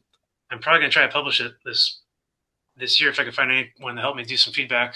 Like I said, I went professional with this because I had all this agentic development that looked at writing style, looked at pacing and everything. Got to 350 pages. Went through the whole thing myself in many drafts. And honestly, I'm impressed. It felt like somebody else was writing the book for me. It was not what I expected, because a lot of this stuff just stands out. It's just like, really? Like, oh my God, did you know this? Did you know this? All of history is full of these just major explosive, suppressed bullet points, talking points. If anyone wants to know any of it, then their perspective changes completely. That's how dangerous it is. That's exactly what I'm talking about. So apparently it all had to go. Every single thing in all of the Earth's history that was a threat to the monotheistic church had to be completely destroyed and suppressed in any way. And some of the things that couldn't be destroyed had to be covered up, in plain sight. Are you a polytheistic man? Yeah, actually, I was wondering what I should call myself. If I believe that all the gods were planets in the past, then I have to say that I am now a polytheist. One of the many gods is the sun, right? Do you believe in the sun? Most people do, right? It's going to give everlasting light and abundance and forever. And I mean, that's just something to believe in. In the old days, there was no magic to it. Old mythology was science of today. And when all that science went away and we couldn't see it anymore, we formed the new science. But the new science, the only problem is in this war over suppressed information, we cut out 99% of all the story, all the sciences and everything. We're not allowed to teach anything. Maxwell's equations, I keep going back to, is just such a remarkable thing that they're able to suppress that, because every single thing that we believe since then, from Einstein and even communism and Marxism, is a belief that there's a true nothing out there, nihilism, that the universe is ever expanding, that there's nothing between planets and there's nothing between atoms. And if you really look at that, then you can see why so much eugenics and genocide rose in the 20th century, because everyone became godless. And it's not that monotheism was holding them together. It wasn't. They all lost faith in monotheism as soon as the wars broke out. So I say all this cynicism and nihilism and Marxism and communism came from agnosticism, our loss of all that knowledge. We all used to know everything on a didn't need any professionals and specialized people, and we didn't need any professors to know basic things about life, how it started. I mean, they still have tribes in Africa that teach the original stories of how life began and the circle of life that they've taught orally since life began. You know, they're doing their jobs. We're not doing our job because we've dismissed nearly all mythology. Okay, so real quick, what do you think's happening with World War III? If you look at the history of the CIA, right after World War II failed, they went into Iran and they set up a bunch of nuke stations and pipelines. And they also set up a Shah, and they published him significantly and funded him. And the Shah suppressed the people for 30 years and banned honey and stuff. And it was just a matter of time before the people were like, all right, we're pissed at them. So guess who shows up? The CIA shows up again with their brand new repackaged Wafist, breakaway extremist Muslim brand called Ayatollah. And they set up the Ayatollah in a coup. It wasn't anything that people wanted. And you can look up the CIA's involvement, $1 million. And the whole goal was to make sure that those nuke plants would fall into the hands of people that were considered extremists by the West. This ballooned out of proportion over the last 50 years of our lives, as the Ayatollah remained in power, actually had come close to, enriching uranium, and were involved in proxy warfare all over the planet. It's just a matter of time before one of these dirty bombs hit somewhere. So this whole war comes down to one thing. Do you believe the White House, Intel, CIA, when now they're saying that they know there are refineries and nuke stations in the mountains in Iran?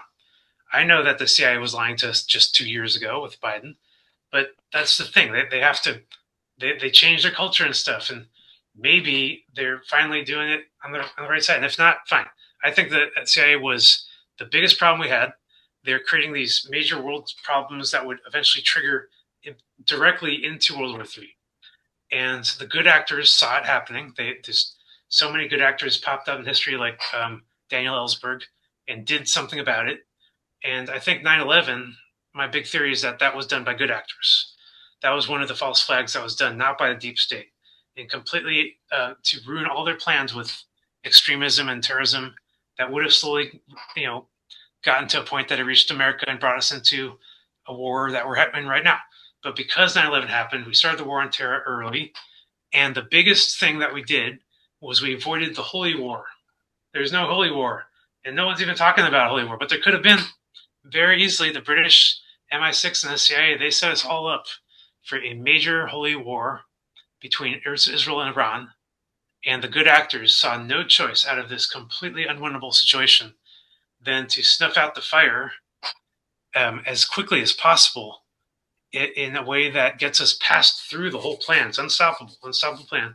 Gets us through the plan, minimal casualties, and retaining the sovereignty of every country, mostly America and our sovereignty, which is exactly what they ended up doing.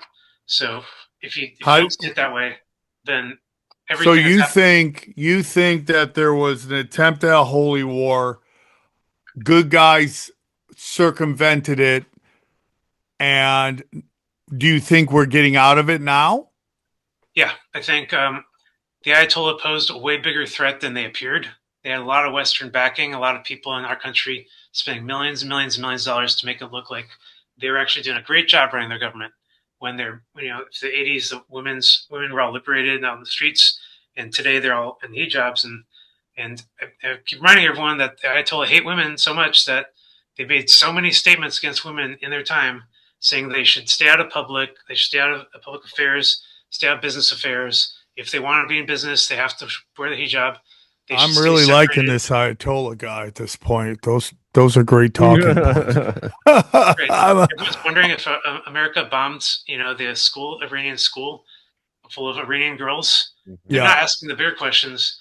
Why the heck was that actually a bunker for the Revolutionary Guard? And more importantly, why are they segregating schools at all? I mean, it's their fault that those girls died.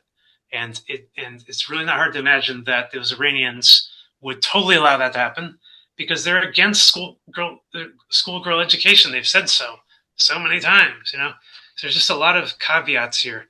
And I guess I wouldn't be so sure if I wasn't born as, Jewish and Israeli. And I've been hearing this narrative my whole life that this was going on. It's just a matter of if you believe it. It took me a while to actually look at it directly, and I was really surprised that the MI6 and CIA really, really had their hands in this. In 9/11, let's not forget, we destroyed the CIA's main headquarters that wasn't even disclosed. It wasn't even listed as on the business record, and we destroyed it on that day. We took it out, all of Building 7. And we took out the CIA that they never recovered. So this is really just about dealing with the leftovers of all their crazy plans that they set up before we took them out in 2000. Let me ask you something, and this might get uncomfortable. Do you think Israelis are the good guys? I think that there was so many war hawks on that country that they were going to lead their country directly into a war that they would be annihilated in. That Iron Dome would fail them, and they would have no recourse but to beg America to come and sacrifice itself and its entire navy to save them. And there was one guy, Bibi, who basically saw the light of this whole thing. He said, we cannot make this a religious war. We have to make it a terrorism war. And he was pushing terrorism before America was. It was always about terrorism to this guy, all the way up until this point. And I have a theory about him. I'm not going to say here because I got to tell you, my theory about Bibi is most likely what got me banned on GitHub, and I lost everything because of what I said there. So I'm just going to skip it this time. You can check my website if you're interested in what my theory is on Bibi. All right, ma'am. Interesting take. Great job today. Good job, Ari. One more time, tell them where they can find you. Yeah, feel free to check out paradigmthreat.net. You can also check out thirdstory.site.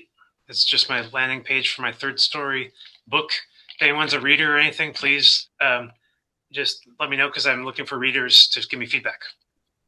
All right. Thanks for coming on. Great episode, deep episode, and let's break it down. Oh, okay. What'd you guys think of Ari? Let's get into it. History is simple, easy, he said. I mean, yeah, he's like, it's easy. I'm like, there's nothing easy about what you're talking about. It took you like dense. 80 PowerPoint slides to explain it. No, it was not. I've heard that before. Again, like I was telling you guys about that book. It's called The Secret History of the World. It somewhat gets into that stuff. It's very interesting. I mean, it was an interesting guy. He had some interesting takes, and that's all. I'm going to say that nicely. Armenian Mary, that was interesting. Harry Mary.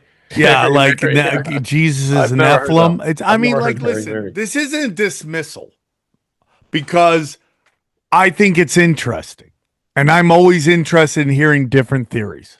So I thought it was interesting. I also like Suzuki Jesus or whatever his name is. Dude, I would take Jesus. Japanese samurai Jesus any day, dude. Suzuki Jesus? Yeah. God, if I ever had a son, that is literally his name. Suzuki Jesus. Suzuki Jesus. Oh, boy. I just love that they Japanesed his name. You know what I mean? That would be like if he was from Mexico and they were calling him Juan Jesus, like Juan Jesus. There is a Juan Jesus out there. There's a lot of Juan Jesus. Oh, there's got to be a Juan Jesus. Dude, my new fake name is going to be Suzuki Jesus. What's your name, Suzuki Jesus? That's like you're Ron Mexico or whatever. Yeah. If I'm going to stay in a hotel, no one knows who I am. Yeah. That's your burn. No, there's nobody here. There's some guy named Suzuki Jesus. He's Add me on Snapchat. I'm Suzuki Jesus. Very interesting. I have heard the theories of that Saturn was very close. It was considered the second sun. Yeah, I heard them too. I heard them mumbled on the streets of Hollywood Boulevard at night by passing. Johnny, shut up!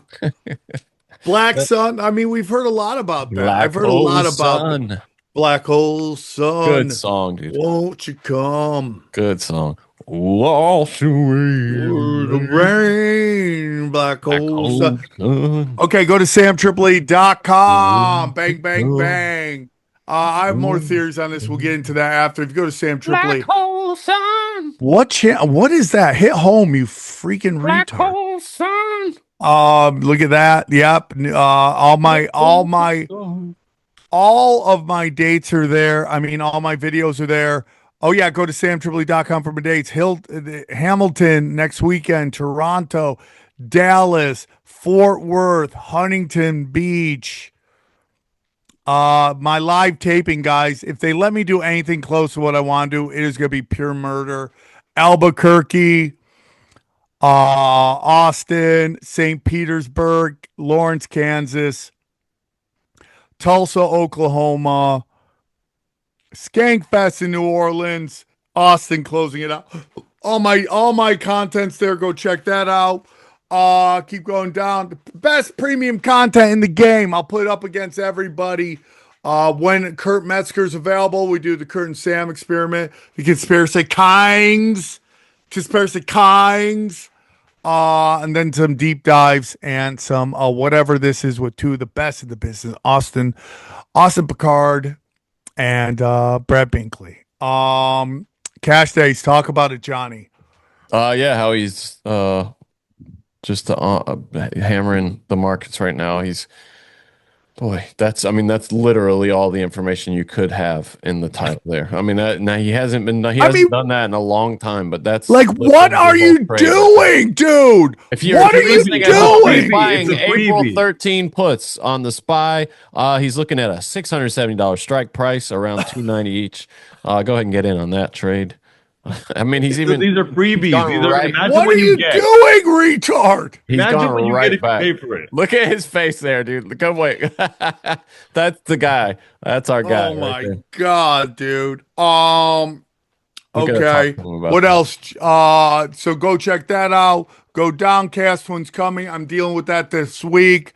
And then all of Word War debate. Get into that, dude. Hopefully some very big news is coming. World War debate, also Contender Series. Let's get that going. That should be next week. It should be set up. Contracts are signed. We're getting that going. Buy gold and silver. We love Wolfpack Gold. Mineral King. Oh, I got to re-sign up for that, so that's not going to be good. I don't know how to do that. AquaCure Hydrogen Brown Gas. Check that out. If hydrogen keeps you young. Harley Ray, we love them. Their candles, their crystals, everything. Their sage. I just took in between shows. I took Chemical Free Body. I love everything that they got. It's my supplements. Joe Staley, if you want to stay in shape. EMF rocks. Now listen, I'm going to tell you guys. This dirty electricity can shish kebab your brain. We've seen podcasters say crazy shit. I go, dude, because they're cooking their brains. They're cooking their brains doing all this electricity around you. Yes, guys, we're not electricians. We're not plumbers. We're not roofers. I agree with all that. But we are around all this dirty electricity, and it is shish kebabbing our brains. Okay? Someday you'll realize that. Then we got Prometheus, if you want a decentralized website, and then Brain Supreme. We love them. Anything else for you, XG? Check out my podcast, XG Marks the Spot. I did a deep dive on the GATE program. Go check it out, please. I would love to hear you talk about smart kids. That would be fucking fire. I just want to Johnny, hear a deep dive. I want to hear what then they take the smart kids and they put them in the other room and they make them drink this pink shit, man. And then they get all weird and shit and they can't remember. All right, thanks for listening. I had a participant. It's like a Cheech and Chong record or something. Right? He just did a Cheech and Chong. I had a participant, and we brought. That's the thing that I played earlier today. We brought up how Johnny's a GATE program participant as well, and he can tell his girlfriend to wake up. Johnny was in there, and he's in the gay program. They made him drink this gay shit, dude. It's fucking weird. Anyways, Chili, how's those tits? Hey, if you go to YouTube.com. And you check out our YouTube channel. It is growing. YouTube.com official tinfoil hat or tinfoil hat official. And showing at the same time. We are growing and showing. We our channel's literally trans. It's got tits and a dick. Okay, go check that out. Yep, there we go. Tinfoil hat official. Tinfoil hat official. Yes, we're banging out great episodes. You love it. I love it. We all love it. Yeah. And yeah, Johnny, can we make the our channel show the latest video? Because like people go to find the videos and they gotta go click live. Yeah, you should just whenever you post one, just make that replace it. Yeah. How do you do that? Oh, I mean, I'm not going to tell you. It's a couple steps. You just go to customization, though. Home tab customization. All right. So back to this. I'm gonna say something. You know, I love every guest. I think they're great. He said some things about Jesus, some Mother Mary being a, Nephilim, and that's going to upset some people. He has an interesting view on Israel. He has an interesting view on Netanyahu. So you got to kind of take everything with a grain of salt. Am I wrong? That's a fresh take, I will say, on Netanyahu. Yeah, I mean, they don't want to be a religious war. I'm like, I don't see. And I just want to say, because some of you guys are going to lose it on me because I didn't push back on that. Well, first of all, I just think it wouldn't have gone well if we got into a heated discussion. I just don't think it was a good idea. And second of all, this show really is about letting people talk and say what they want, and then God have mercy on their soul in the comment section. I don't know about Nephilim Jesus and Nephilim and Nephilim Mary and all that stuff. I definitely don't think Netanyahu's a good guy in any fucking way. If he could turn this into a religious war, he would have done it in 2 fucking seconds. And that's my opinion. But again, this show is about letting people say what they want to say. And I don't know if it was possible to get a real good heated discussion on that. And that's all I'm going to say about that. Yeah, so some of you guys can kill me on that if you want. I'll take that. But sometimes you got a debate show. We're not having debates here. It's not a debate show. It's not a fucking argument show, except for when XG tries to just interrupt with a question that has nothing to do with what we're talking about. That was the other episode. You guys missed it. We were past over. Hey man, let me ask you something. What color sun? Hey dude, why do Latinos have fat asses? It was it was a little bit of a better question than that. So take everything with a grain of salt. It was at the end. It was at the end too. It's not like you said that in the beginning. I know. But it's like, I love Jesus. Maybe I should have pushed back a little harder, but I just don't think it would have been entertaining or gone well. So that's my opinion. Anything else, guys? Nope. Hit that like button. I love that story of like Suzuki Jesus was like, you know what, Jesus, vanilla Jesus, I will die. You just go on back to wherever, Turkey or whatever. So he literally kamikazed himself. Yeah. It's the first kamikaze. Yeah, the original kamikaze. All right. Yeah, I mean, yeah. After hearing the end there, it makes some of the stuff a little bit more suspect. I'm just gonna say that, and I hate saying that.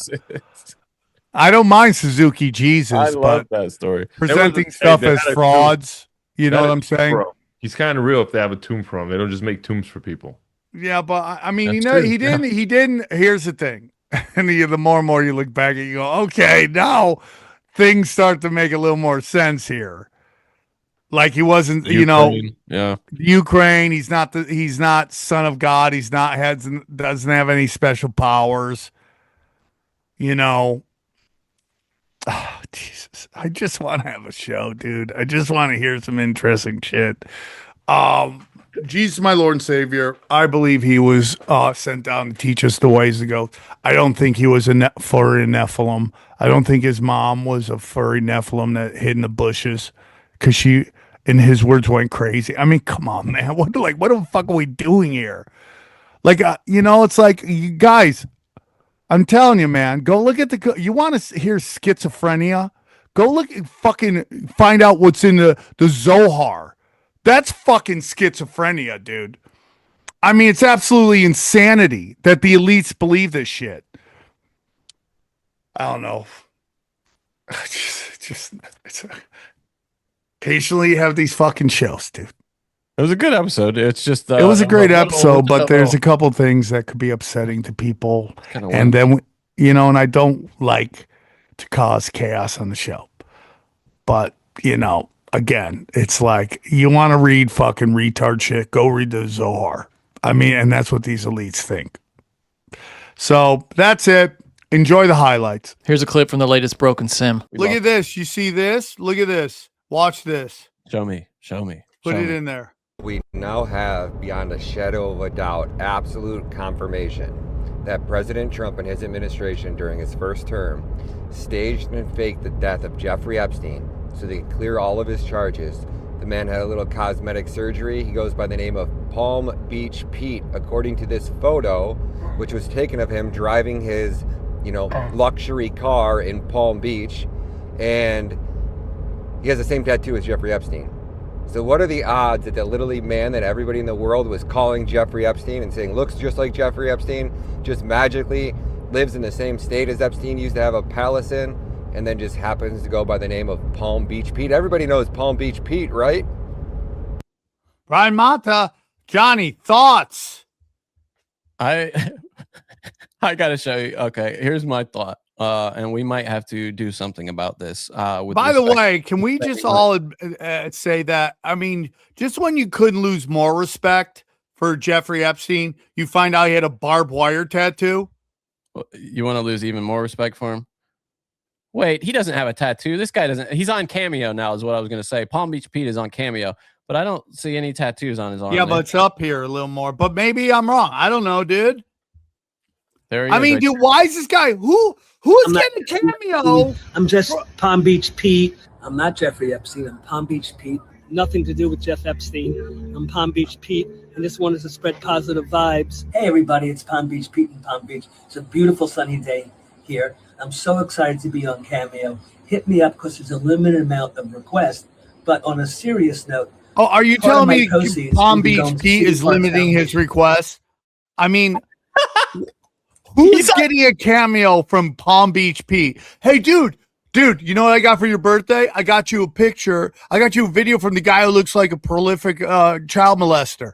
Somebody want to get us a Palm Beach Pete for this Broken Sim? Yeah, you really love us? Get a Palm Beach talking about Broken Simulation. It's Palm Beach Pete, totally not Jeffrey Epstein, and you're listening to Broken Simulation with my friend Sam Tripoli, my good friend Sam Tripoli. If you do that, I would love my partner in crime. Please, somebody do that. Oh, I cannot wait. If you do that, every unsuccessful conspiracy show be like, I told you about this Sam Tripoli. I told you about him. Look at this. This is Palmy people. We all know Jeffrey Epstein saying Sam's a partner in crime. I told you he worked at the Standard. I mean, it's so obvious. The dots are all there. Connect them. He's Francis Bacon. I can't believe he's on Cameo. That's so funny. The other thing, this is a little dated, but it's just so up our alley. So up your alley. That's what you call backdoor stuff. What's PBD's buddy, his partner in crime? What's that guy called? There's my friend Vincent Oshana, and then there's the retard Adam Soick or whatever his name is. He got spanked by Patrick Bet-David. Oh, dude, it is the funniest thing watching a parent discipline their child. It's so good, dude. Let me pull up the video here. So he got wrecked by Dave Smith the other day.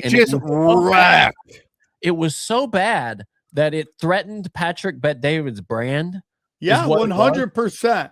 100%. Yeah, that's the energy. Because listen to the way they talk about listeners here, by the way, they call them the market. They call people who listen to their show the market. We call ours the army, okay? It's just a gross way of talking about humans. We would never call you guys market. We call you the army. So this is just as close as you can get to a spanking without having him. Just lit up. He'd go, you know how hard I worked on all this? And you just went there and went fully stupid.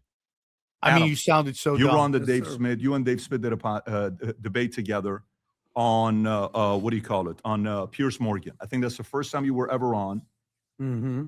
Obviously, the market has responded. No. And they've been, saying their thoughts on how it went, what you did, what was said. Davis retweeted and said something about this is the end of Adam funeral. He made some comments that went viral. You've responded. You made some videos at him as well. But I just want to kind of get, because a lot of times from the audience, how do you think it went? This works.